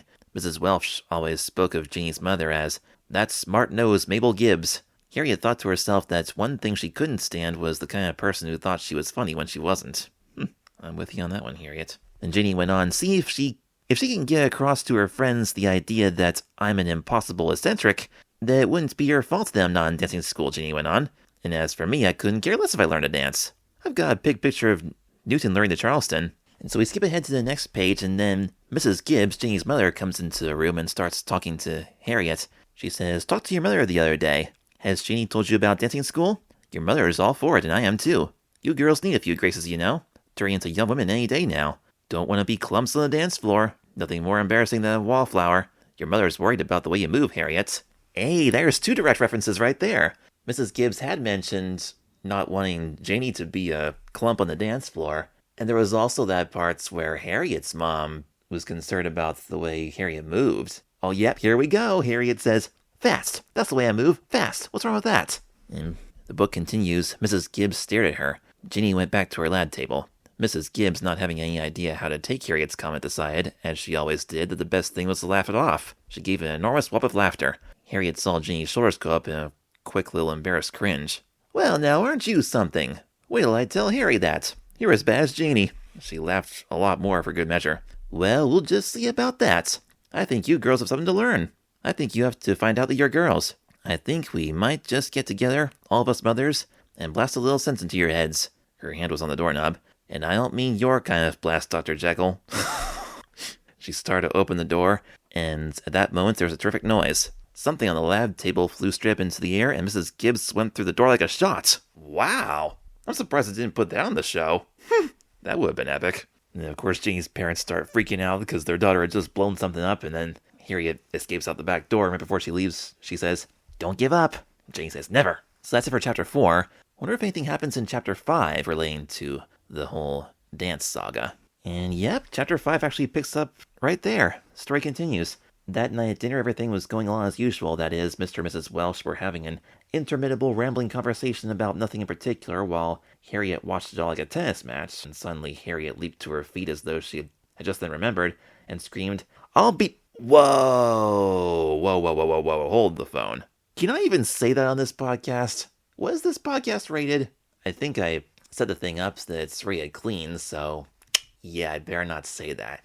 Maybe I can spell it. Harriet says, "I'll be DAMNED if I'll go to dancing school." Yeah, they absolutely could not have used that in the show at all, or else it would have been rated PG instead of G. Harriet, Mrs. Welsh was appalled. "How dare you use words like that at the table? Or any other place, dear," interjected Mr. Welsh calmly, "including on Apple TV." "All right, I'll be finked if I go to dancing school." Harriet stood and screamed this solidly. She was throwing a fit. She only threw fits as a last resort, so that even as she did, she had a tiny feeling in the back of her brain that she had already lost. She wouldn't, however, have it said that she went down without a try. And then she and her parents argue for a little bit over proper language. Harriet says, "I will not, I will not, I will not!" She shouted at the top of her lungs. She wasn't getting the right reaction. Something was wrong. "Oh, but you will," said Mrs. Welsh calmly. "It really isn't so bad. You don't even know what it's like." "I hate it," said Mr. Welsh, and went back to his dinner. Wow. Harriet's dad didn't say that on the show. "I do so know what it's like." Harriet was getting tired of standing up and screaming. She wished she could just sit back down, but it wouldn't have done. It would have looked like giving up. "I went there once on a visit with Beth Ellen." Ooh, cool. So Beth Ellen's been there a while. "Because she had to go and I was spending the night, and you have to wear party dresses and all the boys are too short, and you feel like a hippopotamus." She said this all in one breath and screamed of hippopotamus. Wow, so the idea of the boys being short was mentioned in the book. Interesting. If all the boys were too short in that version, how would Mr. Dubois have handled that? I wonder. Because on the show, Mr. Dubois had his heart set on boys being bigger and stronger than girls, but apparently that's not the case in the book. In fact, I don't even know if Mr. Dubois is in the book. Probably not. Probably some other dance teacher who is hopefully a lot nicer. Mr. Welsh laughed. "An accurate description, you must admit." This is amazing that his dad, or her dad, is just being real about this, expressing his honest opinions, whereas on Apple TV, both of her parents were trying to get her into it. And Mom says, "Darling, the boys get taller as you go along." And then Harriet gets so mad that she says, "I'll be D-word if I go." Again. She says it again. And then she gets sent to her room, her mom says, "You're getting your mouth washed out with soap, young lady." Did people actually do that back then? Was that a thing? I've heard somebody mention washing out somebody's mouth with soap because they swear too much, but I thought that was just a figure of speech. And then I saw that actually happen on Pepper Ann, but I thought that was just some cartoony little joke. Did people really do that? Well, maybe they did. My grandpa was really poor, and he lived during the Great Depression, and he had to clean his teeth with soap and his finger. He didn't have toothpaste or toothbrush back then. And so then Harriet eventually does get sent to her room, and Ole Golly comes in to talk to her. Ole Golly says, "Well now, what's this about dancing school?" "I'm not going," Harriet said meekly. "Why not?" And Harriet thought for a minute. The other reasons weren't really it. It was that the thought of being in dancing school somehow made her feel undignified. Aha! There's another direct quote. Underline that one here. Don't worry, I have my very own copy of Harriet the Spy. I'm not marking up any library books. And finally she had it. "Spies don't go to dancing school," she said triumphantly. "Oh, but they do," said Ole Golly. "They do not. Harriet, have you ever thought about how spies are trained? Yes, they learn languages, and guerrilla fighting, and everything about a country, so that if they're captured, they'll know all the old football scores and things like that. That's boy spies, Harriet, you're not thinking." Oof. Harriet hated more than anything else to be told by Ole Golly that she wasn't thinking. It was worse than any soap. "What do you mean?" she asked quietly. "What about girl spies? What are they taught?" "The same things." "The same things and a few more. Remember the movie we saw about Mata Hari one night on television?" "Yes." Well, think about that. Where did she operate? Not in the woods guerrilla fighting, right? She went to parties, right? And remember that scene with the general, or whatever he was? She was dancing, right? Now, how are you going to be a spy if you don't know how to dance? There must be some answer to this, thought Harriet as she sat there silently. She couldn't think of a thing. She went, rather loudly. Then she thought of something. Well, do I have to wear those silly dresses? Couldn't I wear my spy clothes? They're better to learn to dance in anyway. In school we wear our gym suits to learn how to dance. Hey, that's amazing! We did dances in gym class when I was in school too. I wish they would have shown that on the show. That would have been fun. The old guy says, of course not. Can you see Mata Hari in a gym suit? First of all, if you wear your spy clothes, everyone knows you're a spy. So what have you gained? No, you have to look like everyone else. Then you'll get by, and no one will suspect you. Wow, that's exactly what was going through my head when Ole Golly was saying that. I was surprised she didn't say any of this on the show. That would have been a little bit better, actually. But instead, on TV, she just said, to be a great writer, you have to know everything and see everything, including how to dance. Then Harriet just said it rather like before. Then Harriet sadly says, yeah, that's true. Old guy says, now, you better march downstairs and tell him you changed your mind. And so then she goes downstairs. She stood in the doorway and said with a loud voice, I've changed my mind. And he looked at her in a startled way. She turned and left the doorway abruptly. There was nothing further to be said. As she went back up the steps, she heard them burst out laughing, and then her father say, boy, that Miss Golly is magic, sheer magic. I wonder where we'd be without her. Huh, interesting. Let me look through here. Is that it? Is that all there is to it? In the book? No, not quite. There's one more thing here. She's going to talk to Janie about it. Yes, they're eating lunch at school, and they're reading the Gregory News, which is the school paper. They don't mention Bill Kilroy, though. They're reading Marion Hawthorne's editorial about candy wrappers everywhere. Turns out it was only because Miss Whitehead had talked about them on opening day. And then Sport suggests that Harriet writes something in the school paper, but Harriet says, I wouldn't do it now if they pay me. They can have their dumb paper. So I wonder who's in charge of the school paper in the book. Does Marion do it, the whole thing? I should read this book a little more thoroughly and get some answers here. That's when Harriet says, Janie, I think they've got me. What, was that sandwich poisoned? Janie stood up. The egg fell right out of Sport's mouth. He was eating a hard-boiled egg. No, Harriet said quickly. Now it was anticlimactic. I mean dancing school, Harriet said grimly. Janie sat down and looked away as though Harriet had been impolite. Dancing school, Sport squeaked, picking the egg up out of his lap. Yes, said Janie grimly. Oh boy, am I glad. My father never even heard of that. Sport grinned around his egg. Well, said Harriet sadly, it looks like I'm gonna have to if I'm gonna be a spy. Who ever heard of a dancing spy? Janie was so furious she wouldn't even look at Harriet. Matty Hari, Harriet said quietly. Then when Janie didn't turn around, she added very loudly, I can't help it, Janie. And Janie turned around and looked at her. I know, she said sadly. I'm going to. It was all right then. And Harriet ate her other tomato sandwich happily. And that's it. There's no other mention of dancing school in the book, at least not in the first half. So in the book, both Harriet and Janie end up going, and they don't say anything about their experiences of actually being there. I mean, it does touch on Harriet's reluctance to go, but Apple TV took it a big step further. Yeah, this is very similar to what they did in episode 1, I'm a Terrible Spy, because in the book we had that little storyline of Harriet spying on Mrs. Plummer, who was in bed all the time, but Apple TV was able to add more stuff to that story. The whole thing with Mrs. Plummer wanting to make clothing for dogs, and she had a lot of dogs of her own, and the whole thing with Harriet getting caught spying on Mrs. Plummer, and eventually going back and encouraging her to get out of bed and fulfill her dreams, that was all exclusive to television. The thing about the original Harriet the Spy book is that the first half of it, anyway, contains a lot of little small tidbits of things that can be expanded into bigger stories. First there's a little thing of Harriet playing town with Sport. We're actually going to get that in season 2. And then Ole Golly takes Harriet to visit Mrs. Golly, Ole Golly's mother. We'll get that later on. That'll be a different episode. And then there's the part with Harriet eating tomato sandwiches and going to school with Sport and Janie. And then she puts on her spy belt after school with all her gear. And then she spies on Mrs. Plummer, who's in bed and hiding in the dumbwaiter. And then she goes to see Mr. Withers and his 27 cats.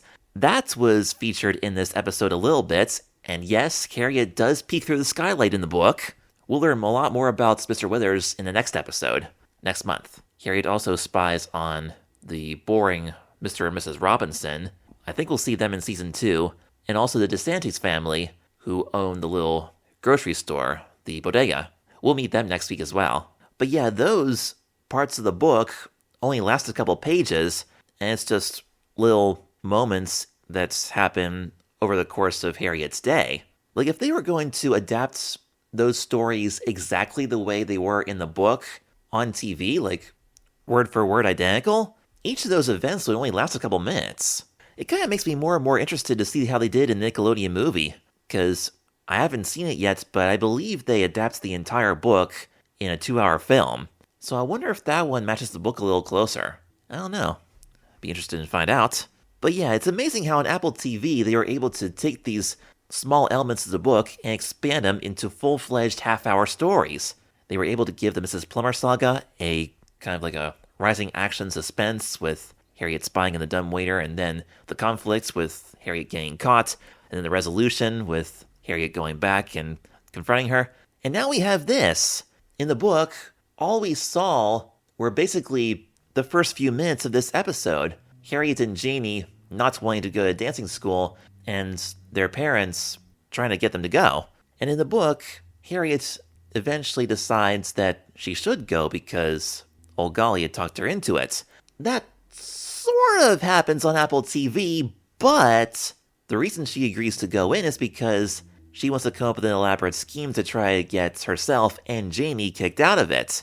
And that creates more of a conflict and then eventually a resolution, with Harriet trying to get Janie back into the class because she liked it a lot more than Harriet did. So that was really cool. Now, I think I've said this before, but I'll say it again in case I didn't. I personally think Apple TV's Harriet the Spy show is way better than the book, because the writers at Apple managed to add so much more things to the story to make it even better. And to be honest, if you're like an absolute die-hard fan of the original book and think that's 100% perfect the way it is, you're probably not going to like this show, which could explain why the show's ratings are so low. While I, on the other hand, I went into this show completely blind, not knowing what to expect. See, what I did was, I got the book from the library, and I went through the book and the show almost simultaneously. Like, I read the first chapter of the book, and then I watched the first episode of the Apple TV show, then I read the second chapter of the book, watched the second episode of the show, and so on and so forth. And of course, there are a lot of things that are in a different order. Like, the events on the Apple TV show do not happen in chronological order compared to the book. So, for me, it kind of went back and forth a little bit. And like I said, the book has a few pictures, like maybe one picture like every other chapter. There's not a whole lot of artwork in it, and actually the author made the illustrations, Louise Fitzhugh, and no offense to her, but they aren't really the prettiest illustrations I've ever seen. And one of the biggest things that grabs my attention in this show is the art style of the animation. So without that in the book, it made the book significantly less enjoyable for me. What I really wish they would do is make a Harriet the Spy graphic novel with the same art style that they used for the animated series. I would absolutely buy a copy of that. And also, as you may have gathered, some of the language in the original book is a lot harsher than what we see and hear on the show. Because of course, Harriet didn't use the D word on TV. And some of the things that Harriet writes in her notebook are, like, they sound kind of cruel. They're like very brutally honest opinions about the people that she sees in her neighborhood and just random thoughts that she has about her friends and family. So they kind of scaled back on that a little bit, but the theme of Harriet wanting to be a writer is still 100% an element of the show. So that's good, they kept that. And like I also mentioned in our previous analysis of the first 2 episodes of Harriet the Spy, Harriet does spy on her friends and neighbors, but on Apple TV, that's just one of the many facets of Harriet's personality. Like, it almost seems as if on TV they don't quite make spying as big of a focus as they do in the book. But I think the reason for that is because the book is kind of reduced down to Harriet's spying adventures, with only small portions of the story containing the things that she does when she's not spying. Whereas on the TV show, they were able to expand her character enormously, and we got to see all the stuff that she does in her everyday life with her family and friends. And I happen to be a huge fan of that. I like those kind of realistic fiction slice of life stories in cartoons. I'm still not 100% certain if Harriet's spying habits are a good thing or a bad thing. I'm still kind of leaning towards not so good thing, but I'm still having lots of fun getting to know her and learning more about her as a character. Episode 1 seems to focus a lot more on spying than episodes 2 and 3, because in episode 2 we had the conflict with Marion and the whole coat vote thing, and now we have the dancing school. So let's talk a little bit more about that particular story now. It's 1964, and the mothers of the east side of Manhattan are sending their daughters to a school where they learn how to dance in a formal setting, like ballroom dancing, like waltzes and stuff. And apparently in those days, that was kind of a norm, which brings up an interesting question. How necessary was it? I mean, should we force our kids to go to a school where they learn how to dance like that? Should that be a requirement? To me, it seems a little bit odd that they were making their kids do this when they're that young. I mean, they're only 11 years old. And most of the kids, well, with the exception of Marion, of course, because Marion had that crush on the older boy. Oh, what was his name? Was it Philip or something? He was Carrie Andrews' older brother. I think it was Philip. But anyway, aside from that, most of the kids weren't really thinking about having any kind of love interest in, the opposite gender. So I don't see how there would be much of an interest for those kids to... I don't see any reason why those kids would be interested in wanting to know how to dance like that at that age.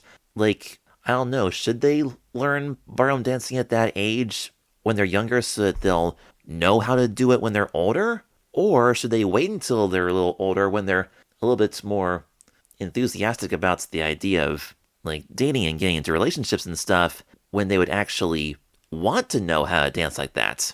What do you guys think? Kind of an interesting thing to think about. And that brings us to Mr. Dubois, the dance instructor. The first couple times I watched this, I hated him. I'm just gonna put that right out in the open.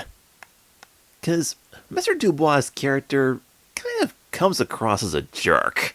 He really does. I mean, I totally understand his motivation. He sees these young children as an opportunity to, kind of reform them and turn them into adults by making them learn how to dance in a perfectly elegant fashion. I don't particularly have anything against that. What I don't like is Mr. Dubois' attitude about it.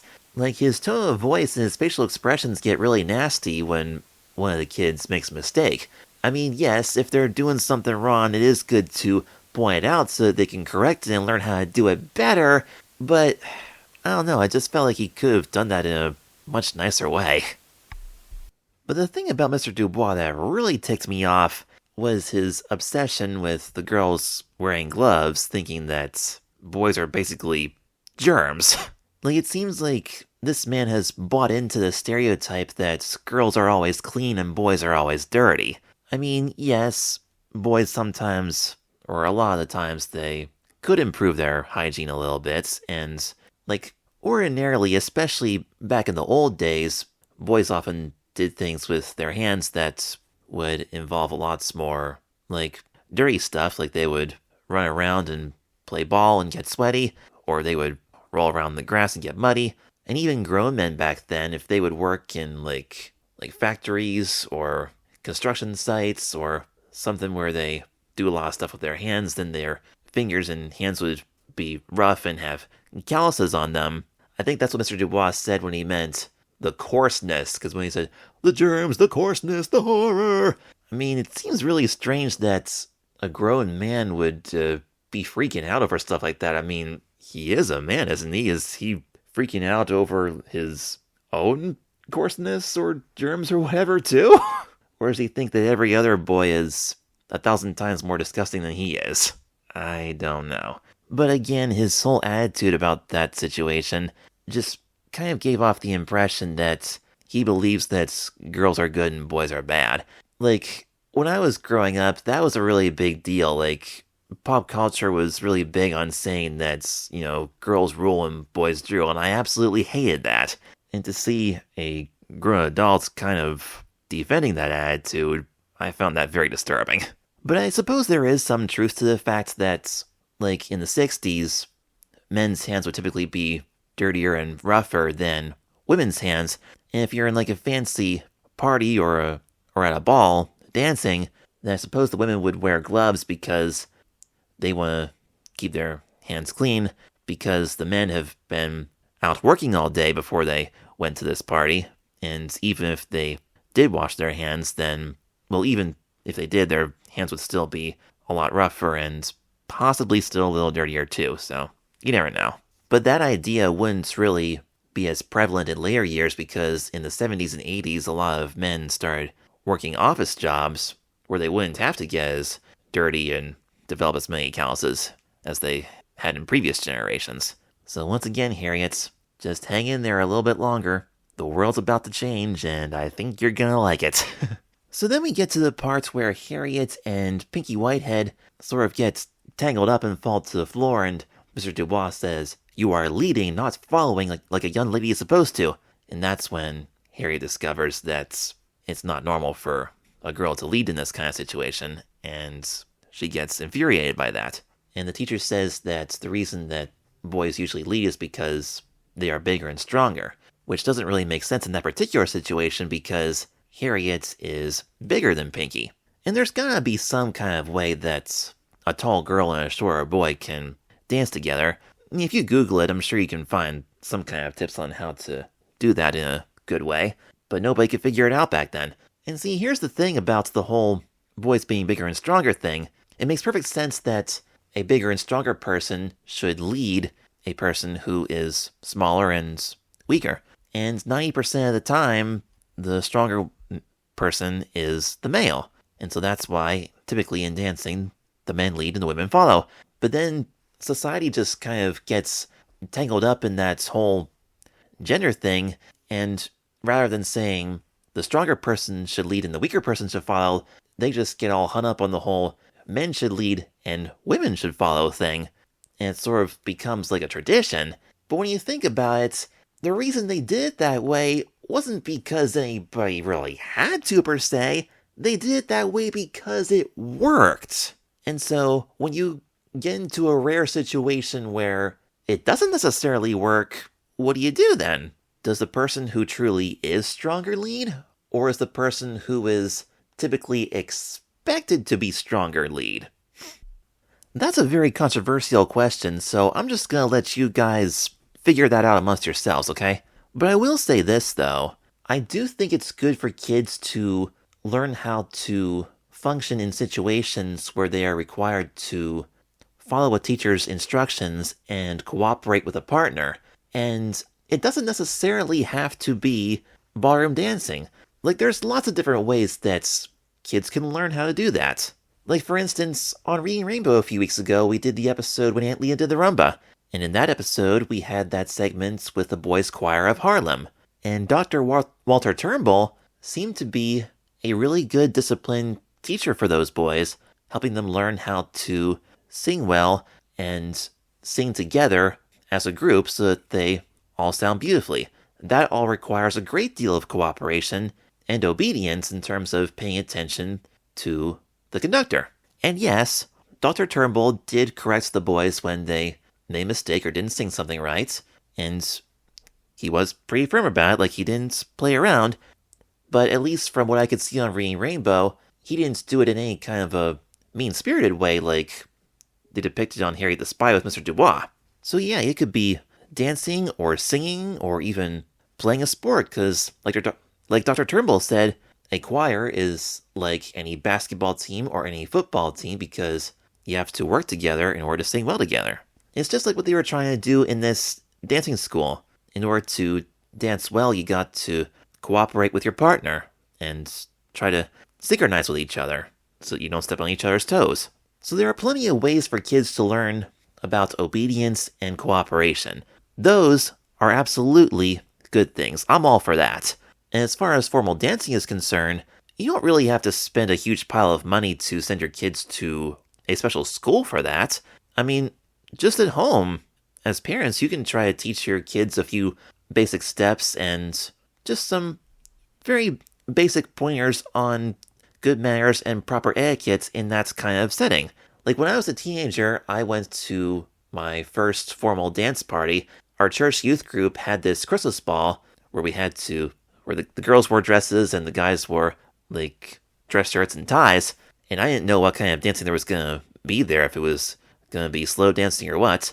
And so, before I went to that party, me and my mom practiced dancing together a little bit, like, just in the house. And she showed me how to hold my partner correctly and just move very gently and, don't go too fast or too slow, and, just how to have good manners about it. Of course, it turned out that I didn't need to know all that for that party, because it ended up being like, sort of like a disco party. It was really upbeat songs that you jump around to, like the kind that Harriet would enjoy, But even though I didn't particularly need it right at that moment, it is still something good that your kids should learn. And it's a good thing that Harriet should eventually learn too. I mean, at this point in her life, she's a very independent girl, and when she did her little rebellion thing in the middle of this episode, she was saying, girls can lead, you don't need a partner, you don't need blisters. You don't need a partner. I assume that means that she had no interest in dancing with a partner, at least not at that moment. I mean, eventually, she should learn how to do it right if she's going to go to any fancy parties when she gets older. But then again, who knows? Maybe she'll be more willing to learn it when she gets older. I would also like to see Harriet learn how to not be so selfish all the time, because when she and Janie were planning on getting out of the dancing school by goofing off and getting kicked out, Harriet spent the majority of the time thinking about what she wanted instead of what Janie wanted. And I noticed the look on Janie's face when Harriet shouted that you don't need a partner. I wonder if Janie was thinking, wow, is Harriet thinking that she doesn't need a partner, as in, not only does she not want a dance partner, but she doesn't want me as like a friend kind of partner either?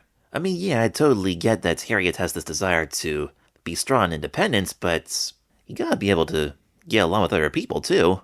And Harriet's selfishness really gets revealed when we find out that Janie actually enjoys the dance class a lot more than she originally thought, and then Harriet was very disappointed and shocked when Janie no longer wanted to get kicked out like Harriet had wanted them both to do originally. That was what Harriet wanted, and then Janie wanted something different. Janie wanted to stay. And then later on, when they both do get kicked out against Janie's wishes, it turns out that when Harriet was freaking out about the idea that only boys can lead instead of girls, it turns out that Harriet was more concerned about herself not being able to lead. So I wonder if the way Janie felt about Harriet was the way Harriet felt about Mr. Dubois, because Janie was sick of Harriet bossing her around all the time, which makes Harriet a little bit of a hypocrite in that situation. Like, is any of this making sense to you? I probably should have wrote a script for this to try to organize my thoughts a little more. Alright, it's actually the next day now, and I just did write a script, so here we go. Okay, what I'm trying to say is that Harriet thought she was doing something good for everybody by going against the system, but it turns out that she pretty much only wanted it for herself, because if she truly cared about other people, she wouldn't have been so exasperated about Janie's newfound desire to learn how to dance. Even though they both wanted the same thing at first, Harriet wasn't prepared for Janie to change her mind, which just goes to show that Harriet was more interested in Janie helping her get out of dancing school rather than the two of them helping each other do what they wanted to do. That's when Harriet had to learn that if Janie wanted to do something different than what she wanted, then it's important to respect that. And that's a good lesson for all of us. Treat others the way you want to be treated. Harriet didn't like Mr. Dubois forcing her to dance perfectly, and Janie didn't like Harriet forcing her to join the rebellion.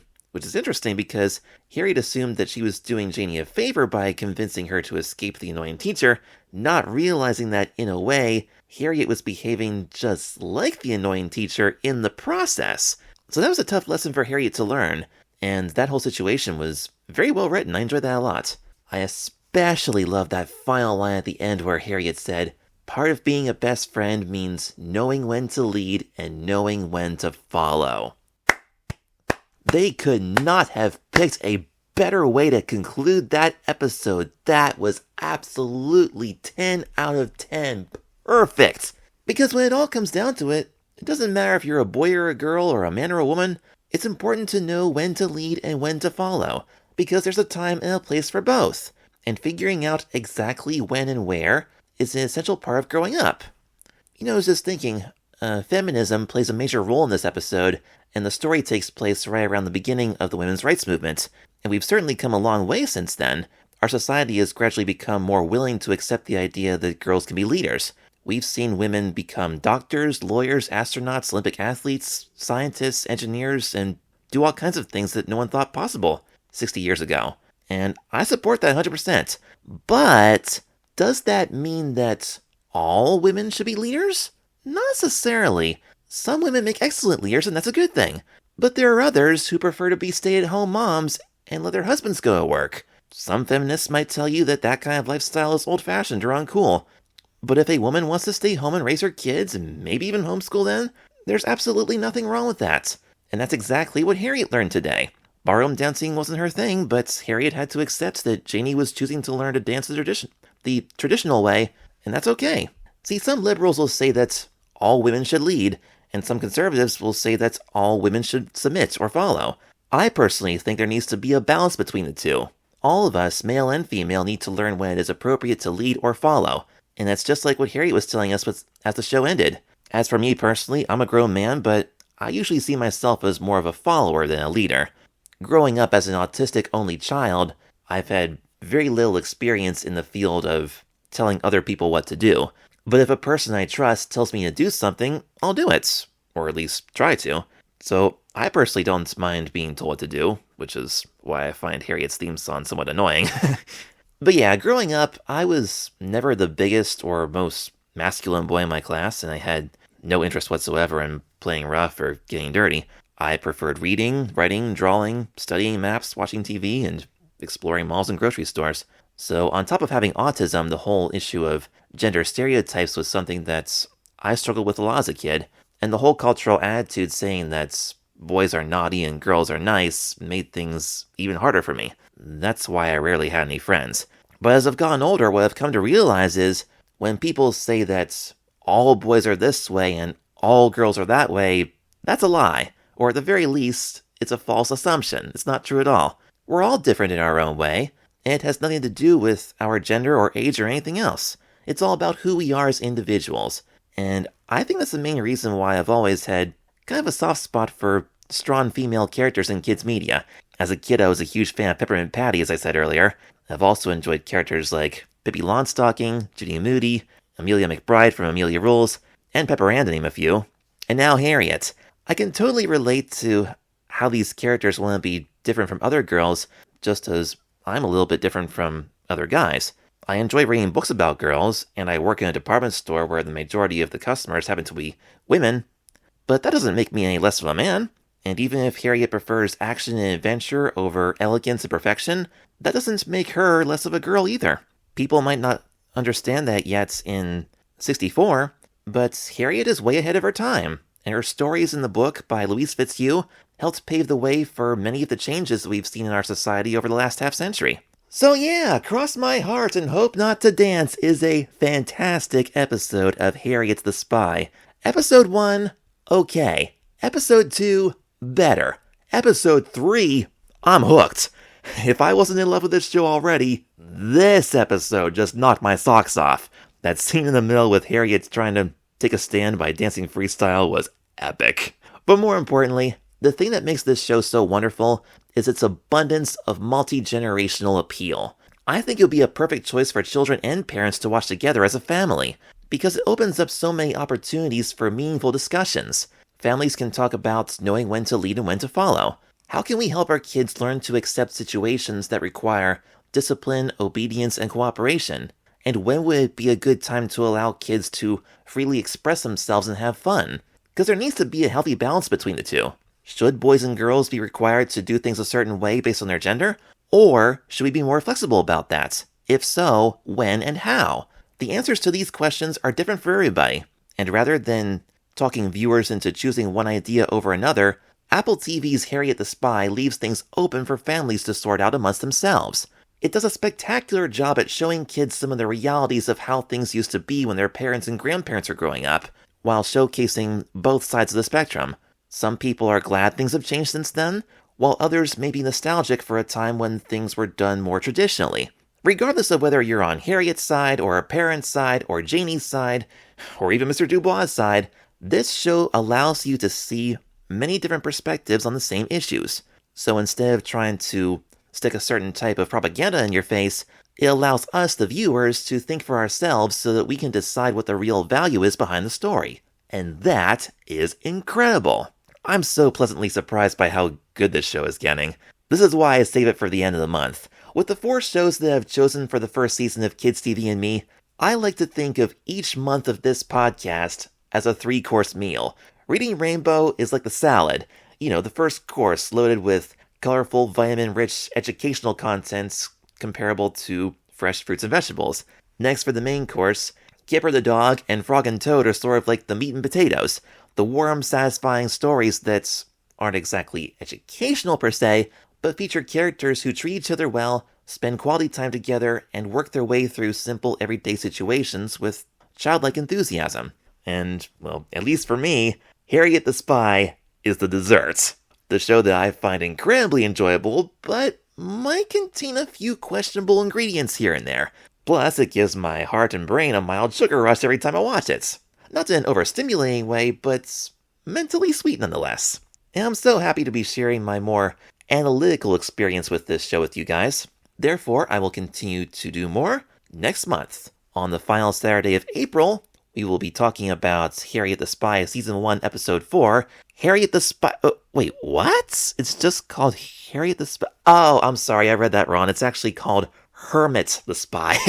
I had to read that twice. Hermit the Spy. That will be next month. But first, we're going to take a break from the 60s and take a trip forward in time back to the 80s for another classic episode of Reading Rainbow, Watch the Stars Come Out. That'll be next week.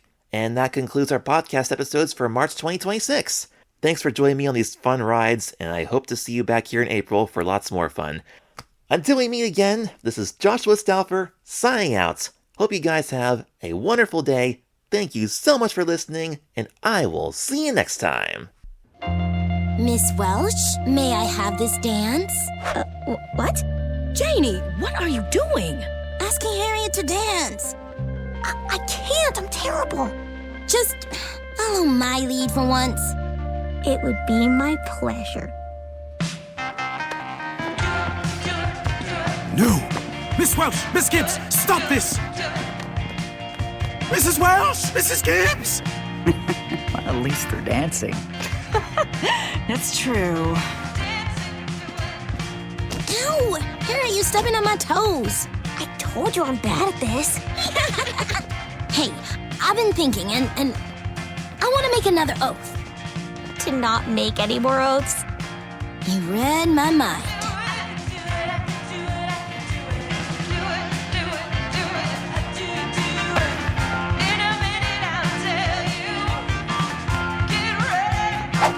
Miss Hanson! What are you doing? Mr. Whitehead! Never mind. Go ahead, dance. Just don't take off your gloves. Ole Golly was right. You have to know everything if you're going to be a writer. And even though I never really learned how to dance, I learned something better. That a best friend has to know when to lead and when to follow.